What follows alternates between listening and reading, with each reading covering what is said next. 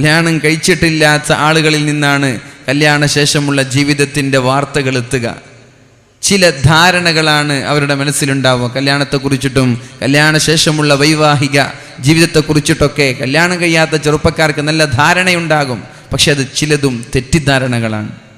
അപ്പോൾ അതിനുവേണ്ടി pre marital കോഴ്സുകൾ, നമ്മുടെ കല്യാണ പ്രായമെത്തിയ പെൺകുട്ടികളെയും അവർക്ക് പ്രത്യേകമായൊരു ക്ലാസ്, ചെറുപ്പക്കാരെ വിളിച്ച് അവർക്ക് പ്രത്യേകമായൊരു ക്ലാസ്സുകൾ എടുത്തു കൊടുക്കുന്നത്, ദാമ്പത്യ ജീവിതം എന്നൊരു മഹത്തായ ഒരു ലോകത്തേക്ക് കാലെടുത്ത് വെക്കുന്നതിന് മുമ്പ് അത് പുഷ്പിക്കാൻ ഏറ്റവും നല്ലത് ഇങ്ങനെ ഒരു സംരംഭമാണ് എന്ന് ഞാൻ സാന്ദർഭികമായി ഉണർത്തുകയാണ്. അല്ലെങ്കിൽ പിന്നെ പറയും പെണ്ണ് കെട്ടി കണ്ണ് പൊട്ടി എന്ന്. അല്ലേ, നിങ്ങളുടെ നാട്ടിൽ അങ്ങനെ ഒരു ചൊല്ലുണ്ടോ? ഉണ്ട്. അങ്ങനെ ഒരു രീതിയിലുള്ള വിവാഹം ഇസ്ലാം പ്രോത്സാഹിപ്പിച്ചിട്ടില്ല. പരിശുദ്ധമായ ഖുർആൻ നമ്മൾക്ക് പഠിപ്പിക്കുന്ന പരിശുദ്ധ ഖുർആനിൻ്റെ ആയത്ത് നമ്മൾ ആദ്യം കേൾക്കണം. അല്ലാഹു നമ്മൾക്ക് തൗഫീക്ക് നൽകട്ടെ. ബിസ്മില്ലാഹിർ റഹ്മാനിർ റഹീം. ومن آياته أن خلق لكم من أنفسكم أزواجا لتسكنوا إليها ومن آياته അല്ലാഹുവിൻ്റെ ദൃഷ്ടാന്തമാണ്, അല്ലാഹുവിൻ്റെ അത്ഭുതങ്ങളിൽപ്പെട്ടതാണ്, ദൃഷ്ടാന്തങ്ങളിൽപ്പെട്ടതാണ്. അൻ ഖലഖ ലക്കും മിൻ അൻഫുസികും അസ്വാജാ, നിങ്ങളുടെ ശരീരങ്ങളിൽ നിന്ന് തന്നെ നിങ്ങൾക്കൊരു ഇണ നൽകിയത് അല്ലാഹുവിൻ്റെ ദൃഷ്ടാന്തമാണ്. ഏതെങ്കിലും ഒരു പശുവിനെ കല്യാണം കഴിക്കാൻ പറഞ്ഞിട്ടില്ലല്ലോ. ചില സ്ഥലങ്ങളിൽ അങ്ങനെ ആചാരമുണ്ട്. നായക്കുട്ടിയെ കല്യാണം കഴിക്കുക, പശുക്കുട്ടിയെ കല്യാണം കഴിക്കുക. ഇതൊക്കെ ചില മേഖലകളിൽ, ചില നാടുകളിൽ ഇങ്ങനൊരു ആചാരം ചില പത്രങ്ങളിൽ വായിച്ചതായി ഞാൻ ഓർക്കുകയാണ്. പക്ഷേ മുസ്ലിമിന് അത് പറ്റിയതല്ല. അല്ലാഹു പറയാണ്, അൻ ഖലഖ ലക്കും മിൻ അൻഫുസികും അസ്വാജാ, നിങ്ങൾക്ക് നിങ്ങളുടെ ശരീരത്തിൽ നിന്ന് തന്നെ നിങ്ങളുടെ അതേ വർഗത്തിൽപ്പെട്ട ഒരു ഇണയെ തന്നത് അല്ലാഹുവിൻ്റെ ദൃഷ്ടാന്തമാണ്. സുബ്ഹാനല്ലദീ യസ്റാ ബിഅബ്ദിഹി ലൈലൻ മിനൽ മസ്ജിദിൽ ഹറാം. സുബ്ഹാൻ, അല്ലാഹു എത്ര പരിശുദ്ധനാണ്. അത്ഭുതങ്ങൾ കാണിക്കുന്ന, അത്ഭുതങ്ങൾ കാണിച്ചു തരുന്ന അല്ലാഹു എത്ര പരിശുദ്ധനാണ്. വമിൻ ആയാതിഹി, അതുപോലെയുള്ളൊരു ദൃഷ്ടാന്തമാണ് അൻ ഖലഖ ലക്കും മിൻ അൻഫുസികും അസ്വാജാ, നിങ്ങൾക്കൊരു ഭാര്യയെ തന്നത്, നിങ്ങൾക്കൊരു ഭർത്താവിനെ തന്നത് അല്ലാഹുവിൻ്റെ ദൃഷ്ടാന്തമാണ്. സത്യത്തിൽ ഇതൊരു ദൃഷ്ടാന്തം തന്നെയാണ്, അല്ലേ? ഇന്നലെ വരെ പരിചയമില്ലാത്തൊരു പെണ്ണ് ഇന്ന് രാത്രിയോടുകൂടി എൻ്റെ ജീവിത സഖിയാവുകയാണ്. പിന്നെ ഉമ്മയെക്കാളും വലുതായി ഈ പെണ്ണ് മാറാണ്. അത്ഭുതമല്ലേ അതൊക്കെ? ഒരു പെണ്ണിനെ ആണുങ്ങളെ കാണുമ്പോൾ മറഞ്ഞ് ഒളിച്ചു നിന്ന് ശരീരമൊക്കെ മറച്ച്, ഔറത്ത് മറച്ച് നിൽക്കേണ്ട പെണ്ണ് തൻ്റെ ശരീരം മുഴുവനും ഒരു എന്ന് പറയലോടുകൂടി പെണ്ണ് സമർപ്പിക്കുകയാണ്. പിന്നെ ഇവിടെ മറയില്ല. അപ്പോൾ ഒമിൻ ആയാതിഹി, അല്ലാഹുവിൻ്റെ ദൃഷ്ടാന്തത്തിൽപ്പെട്ടതാണ് അൻ ഖലഖ ലക്കും മിൻ അൻഫുസികും അസ്വാജാ, നിങ്ങൾക്ക് ഭാര്യയെ നൽകിയത്, ഭർത്താവിന് നൽകിയത് അല്ലാഹുവിൻ്റെ ദൃഷ്ടാന്തമാണ്. എന്തിനാണിത് നൽകിയത്? ലിതസ്കുനു ഇലൈഹ, നിങ്ങൾക്കിടയിൽ സന്തോഷമുണ്ടാവാൻ, നിങ്ങൾക്കിടയിൽ സമാധാനമുണ്ടാവാൻ, നിങ്ങൾക്കിടയിൽ ഒരു ജീവിതത്തിൽ സംതൃപ്തി ഉണ്ടാവാൻ. ഇതിനാണ് അല്ലാഹു കല്യാണം കഴിക്കാൻ പറഞ്ഞത്. സത്യത്തിൽ നമ്മുടെ കല്യാണങ്ങളൊക്കെ ഇങ്ങനെയാണോ? കല്യാണം കഴിച്ചതിന് ശേഷം എനിക്ക് സമാധാനം കിട്ടിയിട്ടുണ്ടെന്ന് പറയാൻ ധൈര്യമുള്ള ആരെങ്കിലും ഉണ്ടോ ഇവിടെ? ഉസ്താദേ, എൻ്റെ കല്യാണം കഴിഞ്ഞത് മുതൽ എനിക്ക് റാഹത്താണ്, എൻ്റെ ജീവിതം ആകെ ഒരു ജീവിതത്തിന് അർത്ഥമുണ്ട് എന്ന് തോന്നിയത് കല്യാണം കഴിഞ്ഞതിന് ശേഷമാണ് എന്ന് പറയാൻ കെൽപ്പുള്ള ആളുകളുണ്ടോ? അല്ലാഹു നമ്മുടെ ദാമ്പത്യ ജീവിതത്തിലൊക്കെ ബർക്കത്ത് നൽകട്ടെ. ദുആ ചെയ്യണമെന്ന്. അല്ലാഹുമ്മ അല്ലിഫ് ബൈനനാ കമാ അല്ലഫ്ത ബൈനൻ നബി സല്ലല്ലാഹു അലൈഹി വസല്ലം വഅസ്വാജിഹി ത്വാഹിറാത്ത്. അല്ലാഹുവേ, അല്ലാഹുവിൻ്റെ ഹബീബിൻ്റെയും അവിടുത്തെ ഭാര്യമാരുടെയും ഇടയിലുണ്ടായിരുന്ന ഇണക്കം, അതുപോലെയുള്ള ഒരു ഇണക്കം എൻ്റെയും എൻ്റെ ഭാര്യയുടെയും ഇടയിൽ നൽകണേ എന്ന് ദുആ ചെയ്യണം. ദുആ ചെയ്യാറുണ്ടോ? 5 വഖ്ത് നിസ്കാരങ്ങൾക്ക് ശേഷം ദുആ ചെയ്യണം. അല്ലാഹുമ്മ, അല്ലാഹുവേ, അല്ലിഫ് ബൈനനാ, അല്ലാഹുമ്മ അല്ലിഫ് ബൈനി ഒറ്റയ്ക്കാണെങ്കിൽ വബൈന സൗജതി, എൻ്റെയും എൻ്റെ ഭാര്യയുടെയും ഇടയിൽ നീ ഇണക്കം നൽകണേ, സ്നേഹം നൽകണേ.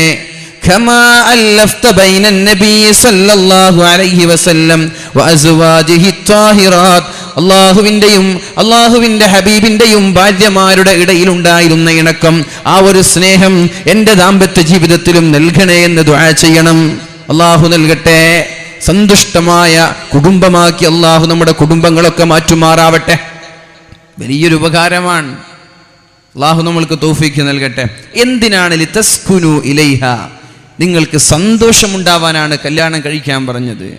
വജഅല ബൈനകും മവദ്ദതൻ വറഹ്മ, നിങ്ങൾക്കിടയിൽ സ്നേഹമുണ്ടാക്കി തന്നു അല്ലാഹു. വജഅല ബൈനകും മവദ്ദ, ഇന്നലെ വരെ കണ്ടാൽ നോക്കാത്ത ചെറുപ്പക്കാരനെ സുവ്വജ്തുക എന്ന ഉപ്പയോട് പറയുമ്പോൾ, ഉപ്പ ഭർത്താവിനോട് പറയുമ്പോഴേക്കും ആ പെണ്ണ് ഈ ഭർത്താവിന്റെ കീഴിലാവുകയാണ്. പിന്നെ ഭർത്താവില്ലാതെ പെണ്ണിന് ജീവിക്കാൻ പറ്റുന്നില്ല. നിങ്ങളുടെ നാട്ടിലെ ഏത് സിസ്റ്റാണ്? മരുമക്കത്തായാണോ അല്ല മറ്റേ സിസ്റ്റാണോ? പെണ്ണിൻ്റെ വീട്ടിൽ ആണ് താമസിക്കലാണോ അല്ല ആണിൻ്റെ വീട്ടിൽ പെണ്ണ് താമസിക്കലാണോ? ഏതാ? കാസർഗോഡ് ആ സ്റ്റൈലാണല്ലേ, കണ്ണൂർ സ്റ്റൈലല്ല. മാഷാ അല്ലാഹ്.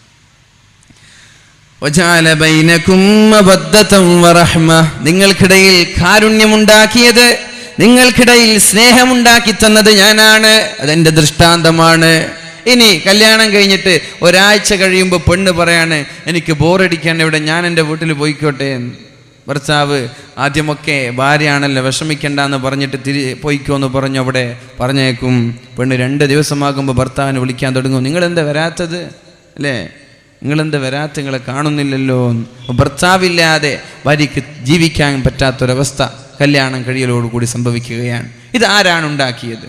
വജഅല ബൈനകും മവദ്ദതൻ വറഹ്മ, നിങ്ങൾക്കിടയിൽ സ്നേഹവും കാരുണ്യവും ഉണ്ടാക്കിയത് അല്ലാഹുവാണ്. ഇന്ന ഫീ ദാലിക ലആയാതിൻ ലിഖൗമി യതഫക്കറൂൻ, ചിന്തിക്കുന്നവർക്ക് ഈ വിഷയങ്ങളിൽ ദൃഷ്ടാന്തമുണ്ട്, ചിന്തിക്കുന്നവർക്ക് ഈ വിഷയങ്ങളിൽ ദൃഷ്ടാന്തമുണ്ട് എന്ന് അല്ലാഹു റബ്ബ് സുബ്ഹാനഹു വ തആല പരിശുദ്ധ ഖുർആനിൽ നമ്മോട് പഠിപ്പിക്കുകയാണ്. കുടുംബജീവിതം അള്ളാഹു ഒരുപാട് പ്രോത്സാഹിപ്പിച്ചിട്ടുണ്ട്. ആദം നബി അലൈഹിസ്സലാം മുതൽ മഹദിയായ ഹവ്വാ ബീവി റളിയല്ലാഹു അൻഹയുടെ ആ ഒരു കല്യാണം കൊണ്ട് തുടങ്ങിയതാണ് ഈ കുടുംബജീവിതം. കുടുംബജീവിതം പുലർത്താനും അള്ളാഹു പ്രോത്സാഹിപ്പിച്ചു. അള്ളാഹു പറയുന്നു, പരിശുദ്ധ റസൂലുള്ളാഹി സ്വല്ലല്ലാഹു അലൈഹി വസല്ലം പറയുന്നു, മൻ അഹബ്ബ അൻ യുബ്സത ലഹു ഫീ റിസ്ഖിഹി വയുൻസഅ ലഹു ഫീ അഥരിഹി ഫല്യസിൽ റഹിമ, നിങ്ങൾക്ക് ഒരുപാട് കാലം ജീവിക്കാൻ ആഗ്രഹമുണ്ടോ? ഒരുപാട് കാലം ജീവിക്കാൻ നിങ്ങൾക്ക് ആഗ്രഹമുണ്ടോ? ദീർഘായുസ് നിങ്ങൾ ആഗ്രഹിക്കുന്നുണ്ടോ?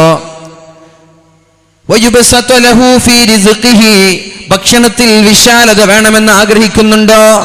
ആരുടെയും മുമ്പിൽ യാചിക്കാതെ, ഒരു നേരത്തെ അപ്പക്കഷ്ണത്തിന് വേണ്ടി കൈ നീട്ടാതെ, വളരെ റാഹത്തോടെ മരണം വരെ ഭക്ഷണം കഴിക്കുവാനും മക്കൾക്ക് നൽകുവാനും നിങ്ങൾ ആഗ്രഹിക്കുന്നുണ്ടോ? അതിനെന്താണ് ചെയ്യേണ്ടത്? ഫല്യസിൽ റഹിമ, നിങ്ങൾ കുടുംബ ബന്ധം പുലർത്തണമെന്ന് പരിശുദ്ധ റസൂലുള്ളാഹ്. അപ്പോൾ ദീർഘായുസിന് വേണ്ടി എന്താ ചെയ്യേണ്ടത്? രാവിലെ എണീച്ചിട്ട് പെണ്ണുങ്ങളൊക്കെ മാഷാ അല്ലാഹ് പർദ്ദ ഇട്ടിട്ടൊരു ജോഗിങ്ങിന് പോവാറുണ്ട് സുബഹിക്ക് മുമ്പ് അല്ലേ? രാവിലെ എണീച്ചിട്ട് നിങ്ങളുടെ നാട്ടിലുണ്ടോയെന്ന് എനിക്കറിയില്ല. രാവിലെ എണീറ്റാൽ കണ്ണൂർ ഭാഗങ്ങളിലൊക്കെ വാതിന് പോയി അവിടെ താമസിച്ചാൽ രാവിലെ സുബൈക്കുള്ള ട്രെയിൻ പിടിക്കാൻ വേണ്ടി പോകുമ്പോൾ കാണാം പർദ്ദയിട്ട പെണ്ണുങ്ങളൊക്കെ രാവിലെ ഇങ്ങനെ ടോർച്ചും പിടിച്ചിട്ട് നടക്കുന്നുണ്ടാകും സുബഹിക്ക് മുമ്പ്. എന്തിനാണത്? ഈ കൊഴുപ്പൊക്കെ പോയി തടിയൊക്കെ ഒന്ന് സ്ലിമ്മായി അല്ല ഗ്ലാമറായി നടക്കാനും ആയുസ്സൊന്ന് നീട്ടിക്കിട്ടാനുള്ള താല്പര്യമാണ്. ഖുൽ ഇന്നൽ മൗതല്ലദീ തഫിറൂന മിൻ ഫഇന്നഹു മുലാഖീകും, മരണത്തിൽ നിന്ന് എത്ര ഓടാൻ ശ്രമിച്ചാലും മരണം നിങ്ങളെ കണ്ടുമുട്ടുക തന്നെ ചെയ്യും. ഖുൽ ഇന്നൽ മൗതല്ലദീ തഫിറൂന മിൻഹു ഫഇന്നഹു മുലാഖീകും ثم تردون إلى عالم الغيب والشهادة فينبئكم بما كنتم تعملون. ആംബുലൻസുകൾ സൈറൻ മുഴക്കി ഓടുന്നത് ആ ആംബുലൻസിലുള്ള രോഗിയെ എങ്ങനെയെങ്കിലും മരണത്തിൽ നിന്ന് രക്ഷപ്പെടുത്തണമെന്ന താല്പര്യത്തോടെയാണ് അല്ലേ? ആംബുലൻസുകൾ സൈറൻ മുഴക്കി അമിതമായ വേഗത്തിൽ ഓടിപ്പോകുന്നത് അതിലുള്ള രോഗിയെ, അതിലുള്ള പേഷ്യന്റിനെ എങ്ങനെയെങ്കിലും മരണത്തിൽ നിന്ന് രക്ഷപ്പെടുത്തണമെന്ന താല്പര്യത്തോടെയാണ്. പക്ഷേ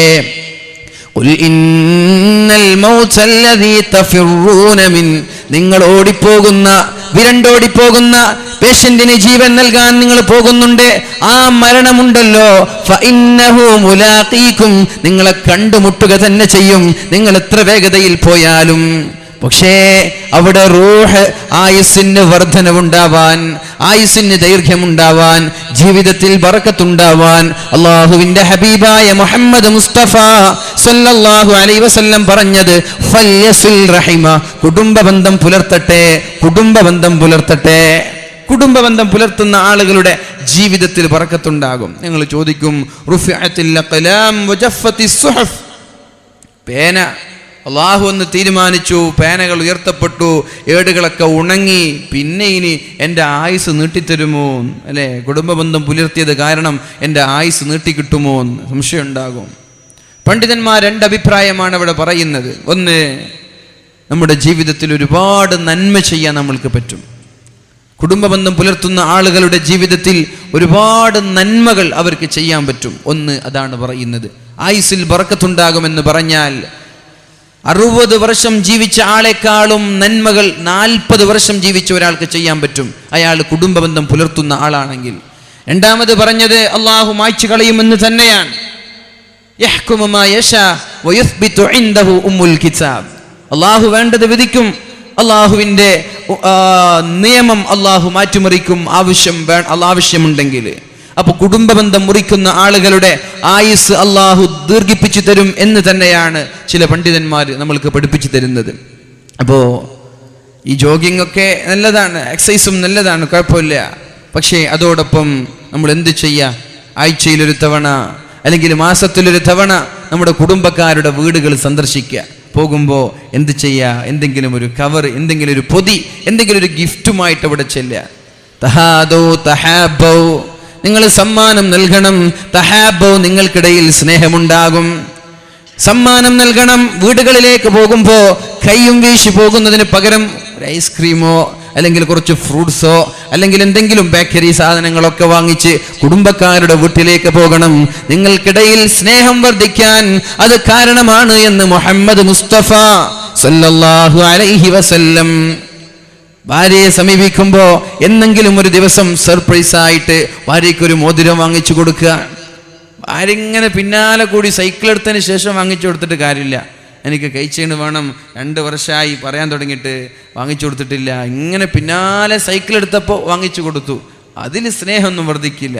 നമ്മളൊരു സർപ്രൈസായി ഭാര്യ അറിയാതെ ഭാര്യയ്ക്കൊരു ഗിഫ്റ്റ് കൊണ്ടുപോയി കൊടുക്കുക. തുറന്നു നോക്കുമ്പോൾ മാഷാ അല്ലാഹ് കൈച്ചെയിനാണ്. എന്ത് സന്തോഷം ഉണ്ടാകും! പെണ്ണിന് പൊന്ന് കിട്ടുന്നതിനേക്കാളും സന്തോഷം വേറെ ഉണ്ടോ? കഴിയുന്നത് കൊടുക്കുക. അള്ളാഹു തൗഫീക്ക് ചെയ്യട്ടെ. ചെറിയ നമ്മൾ 2-4 പവനല്ല, എന്തെങ്കിലും ഒരു മോതിരം അല്ലെങ്കിൽ ഒരു കൈച്ചെയിൻ അല്ലെങ്കിൽ ഒരു പാദസരം അല്ലെങ്കിൽ വളകൾ, ഇങ്ങനെ നമ്മളാൽ കഴിയുന്ന, സ്വർണം തന്നെ വേണമെന്നില്ല. തഹാദോ, നിങ്ങൾ ഇടയ്ക്കിടെ സമ്മാനം കൊടുക്കുക, ഇടയ്ക്കിടെ സമ്മാനം കൊടുക്കുക. പെണ്ണ് ഭർത്താവിനും കൊടുക്കുക. നിന്നാൽ കഴിയുന്നത്, നമ്മളാൽ കഴിയുന്നത് ഭർത്താവിനും കൊടുക്കുക. തഹാബോ, എന്നാൽ നിങ്ങൾക്കിടയിൽ സ്നേഹം വർദ്ധിക്കും. ഇത് പഠിപ്പിച്ചതാരാ? പരിശുദ്ധ റസൂലുള്ളാഹി സ്വല്ലല്ലാഹു അലൈഹി വസല്ലം. അപ്പം നമ്മളുടെ ദാമ്പത്യ ജീവിതം ഫെയിലിയറാണ്, അത് പരാജയമാണ് എന്ന് പറഞ്ഞ് നടക്കണ്ട. ദാമ്പത്യ ജീവിതത്തിൽ ഇങ്ങനെ അല്ലറ ചില്ലറ കാര്യങ്ങളൊക്കെ ചെയ്യുമ്പോഴാണ് സ്നേഹം വർദ്ധിക്കുന്നത്. അള്ളാഹു നമ്മുടെ ദാമ്പത്യ ജീവിതത്തിൽ ബർക്കത്ത് ചെയ്യട്ടെ. അപ്പോൾ കുടുംബബന്ധം പുലർത്തിയാലുള്ള നേട്ടം എന്താണ്? ഒന്ന്, നമ്മുടെ ആയുസ്സിൽ വർധനവുണ്ടാവും, ആയുസ്സിൽ ബർക്കത്തുണ്ടാകും. അതേപോലെ മറ്റൊരാളുടെ മുമ്പിൽ കൈ നീട്ടേണ്ട ഒരവസ്ഥ അവർക്കുണ്ടാവൂല. അള്ളാഹു അവരെ സംരക്ഷിക്കുമെന്ന് മഹാനായ അനസ് റളിയല്ലാഹു അൻഹു റിപ്പോർട്ട് ചെയ്യാണ്. ഒരു ഹദീസ് കാണാം, മൻ കാന യുഅ്മിനു ബില്ലാഹി വൽ യൗമിൽ ആഖിരി ഫല്യസിൽ റഹിമ. അള്ളാഹുവിനെ കൊണ്ട് വിശ്വസിക്കുന്നവരാണെങ്കിൽ, അന്ത്യനാളിനെ കൊണ്ട് വിശ്വസിക്കുന്നവരാണെങ്കിൽ എന്ന് പറഞ്ഞാൽ, നീ ഒരു മുസ്ലിമാണെങ്കിൽ ഫല്യസിൽ റഹിമ, നീ കുടുംബബന്ധം പുലർത്തണമെന്ന് മുഹമ്മദ് മുസ്തഫ സല്ലല്ലാഹു അലൈഹി വസല്ലം. ഈമാനിന്റെ അടയാളമാണ് കുടുംബബന്ധം പുലർത്തുക എന്ന് പറഞ്ഞാൽ. തീരെ ബന്ധമില്ല, ഞാനും എൻ്റെ ഭാര്യയും എൻ്റെ മക്കളും, ഇത് മാറണം. ന്യൂക്ലിയർ ഫാമിലിയായി, അണുകുടുംബമായി ഞാനും എൻ്റെ മക്കളും ഏതെങ്കിലും ഒരു വീട്ടിലിങ്ങനെ താമസിക്കാം, മറ്റൊരാളുമായിട്ടൊരു ബന്ധമില്ല. സെൽഫിഷായി മാറാൻ പാടില്ല, സ്വാർത്ഥരായി മാറാൻ പാടില്ല. എല്ലാവരോടും ഇടപെട്ട് എല്ലാവരോടും ബന്ധം പുലർത്തി ജീവിക്കുമ്പോഴാണ് ജീവിതത്തിൽ സന്തോഷമുണ്ടാവുക. അള്ളാഹു തൗഫീക്ക് ചെയ്യട്ടെ. അതേപോലെ അല്ലാഹു റബ്ബ് സുബ്ഹാനഹു വ തആല പരിശുദ്ധ റസൂലുള്ളാഹി സ്വല്ലല്ലാഹു അലൈഹി വസല്ലമ തങ്ങളിലൂടെ നമ്മൾക്ക് പഠിപ്പിക്കുന്ന മറ്റൊരു വിഷയം, ഈമാൻ സലാമത്തായി മരിക്കാൻ ആഗ്രഹമുണ്ടോ?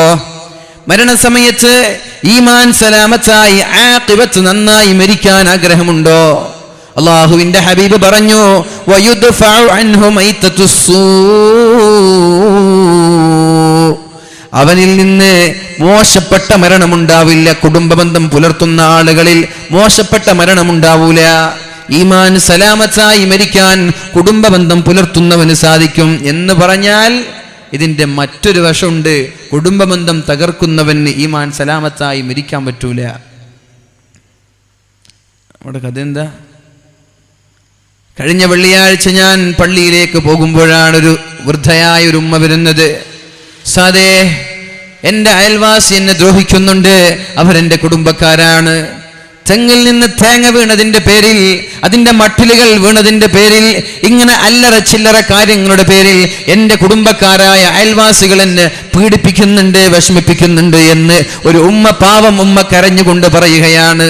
കമ്മിറ്റി ഭാരവാഹികളുമായി ബന്ധപ്പെട്ടു, അവർ യാതൊരു മറുപടിയും തന്നില്ല. അതുകൊണ്ട് നിങ്ങളൊന്ന് പള്ളിയിൽ പറയണേ എന്ന് ഒരു ഉമ്മ വിഷമത്തോടെ പറയണമെങ്കിൽ, ഒരു ഉമ്മയുടെ കണ്ണുനീര് ഭൂമിയിലേക്ക് ഇറ്റുവീണാൽ എന്തുപകാരമാണ് നിന്റെ ജീവിതത്തിലുള്ളത്? ഒരുപാട് സമ്പാദ്യങ്ങൾ ഉണ്ടാക്കി, ഒരുപാട് സമ്പത്തുണ്ടാക്കി, അപ്പുറത്തുള്ള അയൽവാസിയെ വേദനിപ്പിച്ച് നിന്റെ കുടുംബക്കാരന്റെ കണ്ണീര് കുടിച്ചിട്ട് നീ എത്ര കാലമാണ് ഇവിടെ ജീവിക്കുക? അള്ളാഹുവിന്റെ കോടതിയിലേക്ക് പോവേണ്ടേ? അവിടെ പോയാൽ അള്ളാഹു എങ്ങനെയാണ് നമ്മളെയൊക്കെ സ്വീകരിക്കുക? സ്വന്തം കുടുംബക്കാരെ, കുടുംബബന്ധം വിച്ഛേദിച്ച് പരസ്പരം ചൊടിച്ചു നിൽക്കുന്ന ആളുകൾ, പരസ്പരം തെറ്റി നിൽക്കുന്ന ആളുകൾ അള്ളാഹുവിന്റെ കോടതിയിൽ അവർക്ക് സ്വീകാര്യതയില്ല എന്ന് മനസ്സിലാക്കണം. അതുകൊണ്ട് പിണങ്ങല്ലേ. അള്ളാഹു തൗഫീഖ് ചെയ്യുമാറാവട്ടെ. എടുത്ത് നമ്മുടെ പെരിങ്ങത്തൂര് പള്ളിയിൽ പരിശുദ്ധമായ റമളാനിന്റെ ഒരു ദിവസം വഅദ് പറഞ്ഞപ്പോഴാണ് കുടുംബജീവിതത്തെ കുറിച്ച് പറഞ്ഞത്. കുടുംബബന്ധം വിച്ഛേദിച്ച ആളുകൾ, കുടുംബബന്ധം മുറിച്ച ആളുകൾ ആരെങ്കിലും ഒരാൾ ആ സദസ്സിലുണ്ടെങ്കിൽ ദുആഇന് ഇജാബത്ത് ലഭിക്കില്ല എന്ന് പറഞ്ഞു. അപ്പോഴാണ് ഒരു ചെറുപ്പക്കാരൻ സദസ്സിൽ നിന്ന് എണീറ്റ് പോകുന്നത്. അള്ളാഹുവിന്റെ ഹബീബായ മുഹമ്മദ് മുസ്തഫ സല്ലല്ലാഹു അലൈഹി വസല്ലം പരിശുദ്ധമായ ഹജ്ജിന്റെ സമയങ്ങളിൽ അറഫാ മൈതാനിയിൽ വെച്ച് അള്ളാഹുവിന്റെ ഹബീബായ മുഹമ്മദ് മുസ്തഫ സല്ലല്ലാഹു അലൈഹി വസല്ലം അറഫാ മൈതാനിയിൽ വെച്ച് ഒരു പ്രഭാഷണം നടത്തി. ഒരുപാട് സ്വഹാബാക്കൾ ഒരുമിച്ച് കൂടിയിട്ടുണ്ട്. അവിടെയാണ് അള്ളാഹുവിന്റെ ഹബീബ് പറഞ്ഞത്, ആരെങ്കിലും പിണങ്ങി നിൽക്കുന്നുണ്ടെങ്കിൽ ഈ സദസ്സിൽ നിന്ന് പോവണേ, അള്ളാഹു അവരുള്ള സദസ്സിൽ മലക്കുകൾ ഇറങ്ങില്ല. ഒരുപാട് ദുആ ചെയ്യുന്നു, ഒരുപാട് സംഭാവന ചെയ്യുന്നു. ഉസ്താദേ ദുആ ചെയ്യണമെന്ന് പറഞ്ഞ് ആയിരക്കണക്കിന്, പതിനായിരക്കണക്കിന് രൂപകൾ ഈ സദസ്സിലേക്ക് സംഭാവന ചെയ്യുന്ന ആളുകൾ, അന്നായുസ്തജാബുല, എങ്ങനെയാണ് നമ്മുടെ ദുആഇന് ഉത്തരം ലഭിക്കുന്നത്? കുടുംബബന്ധം വിച്ഛേദിച്ച ഒരാൾ, പിണങ്ങി നിൽക്കുന്ന ഒരാൾ ഒരു സദസ്സിലുണ്ടെങ്കിൽ ആ സദസ്സിന് ദുആഇന് ഉത്തരമില്ല എന്ന് പരിശുദ്ധ റസൂലുള്ളാഹി സ്വല്ലല്ലാഹു അലൈഹി വസല്ലം ഇത് പറഞ്ഞപ്പോഴാണ് ഒരു സ്വഹാബി അല്ലാഹുവിന്റെ ഹബീബിന്റെ സദസ്സിൽ നിന്ന് എണീറ്റ് പോകുന്നത്. അല്പം കഴിഞ്ഞ് സ്വഹാബി തിരിച്ചു വന്നു. നബി തങ്ങൾ ചോദിച്ചു, നീ മാത്രമാണല്ലോ ഇവിടെ നിന്ന് എണീറ്റ് പോയത്, എന്താ പ്രശ്നമെന്ന് ചോദിച്ചപ്പോഴാണ് സ്വഹാബി പറഞ്ഞത്, നബിയെ, ഞാൻ വർഷങ്ങളായി എൻ്റെ കുടുംബവുമായി പിണങ്ങി നിൽക്കുകയായിരുന്നു. അവരോട് സംസാരിക്കാൻ വേണ്ടി ഞാൻ പോയതാണ് നബിയെ. അവരോട് സലാം പറഞ്ഞു, അവരെന്നോടും സംസാരിച്ചു. എന്നിട്ട് ഞങ്ങളുടെ ബന്ധം ഊഷ്മളമാക്കിയതിനു ശേഷമാണ് ഞാൻ തിരിച്ചു വന്നത്. അള്ളാഹുവിന്റെ ഹബീബ് അപ്പോഴാണ് പറഞ്ഞത്, കുടുംബ ബന്ധം വിച്ഛേദിച്ച സദസ്സിലേക്ക് അള്ളാഹുവിന്റെ റഹ്മത്തിന്റെ മാലാക്കമാർ ഇറങ്ങില്ല എന്ന്. ഇത് പള്ളിയിൽ പറഞ്ഞപ്പോഴാണ് ഒരു ചെറുപ്പക്കാരൻ പള്ളിയിൽ നിന്ന് എണീറ്റ് പോകുന്നത്. പെരുന്നാളിന്റെ പ്രഭാത കിരണങ്ങൾ പൊട്ടിവിടരുന്ന ആ ഒരു സമയത്താണ് ഒരു ഫോൺ കോൾ വരുന്നത്. സാദേ, ഇങ്ങനെ ഒരു വാല് കേട്ടപ്പോൾ ഒരു ചെറുപ്പക്കാരൻ നിങ്ങളുടെ സദസ്സിൽ നിന്ന് എണീറ്റ് പോയിട്ടുണ്ട്. 8 വർഷത്തോളം സ്വന്തം സഹോദരനുമായി പിണങ്ങി നിൽക്കുന്ന സഹോദരനായിരുന്നു അയാൾ. ഇത് കേട്ടപ്പോ അദ്ദേഹം പോവുകയും സ്വന്തം സഹോദരനോട് സലാം പറഞ്ഞു. തിരിച്ച് സദസ്സിലേക്ക് വരുമ്പോ വാലൊക്കെ കഴിഞ്ഞ് ദുആ ചെയ്യുകയാണ്. ഇത് നിങ്ങളോട് പറയണമെന്ന് എന്നോട് പറഞ്ഞിട്ടുണ്ട്, അതുകൊണ്ടാണ് ഞാൻ നിങ്ങൾക്ക് വിളിച്ചത് എന്നൊരു സംഘാടകൻ എടുത്തു. പെരിങ്ങത്തൂർ പള്ളിയിൽ നിന്ന് പരിപാടി നടന്നപ്പോൾ ഒരു സംഘാടകൻ വിളിച്ചു പറഞ്ഞു. അതേപോലെ നിങ്ങളിൽ നിന്നും പിണങ്ങി നിൽക്കുന്ന ആളുകളിൽ ഒരു മാറ്റം വരണം. അറ്റ്ലീസ്റ്റ് എന്ത് ചെയ്യാ? നിങ്ങൾക്ക് പിണങ്ങി നിൽക്കുന്ന ആളുകൾക്ക് നന്നാവാനോ അല്ലെങ്കിൽ അവരുടെ പിണക്കം മാറ്റാനോ നിങ്ങളുടെ ഈഗോ സമ്മതിക്കുന്നില്ലെങ്കിൽ ദുആ ചെയ്യുന്ന സമയത്ത് അല്പൊന്ന് മാറി നിൽക്കുക, പുറത്തു നിൽക്കുക. കാരണം എന്തേ? പാവങ്ങളായ ഒരുപാട് ആളുകൾ ഇവിടേക്ക് വരുന്നത് എന്തിനാണ്?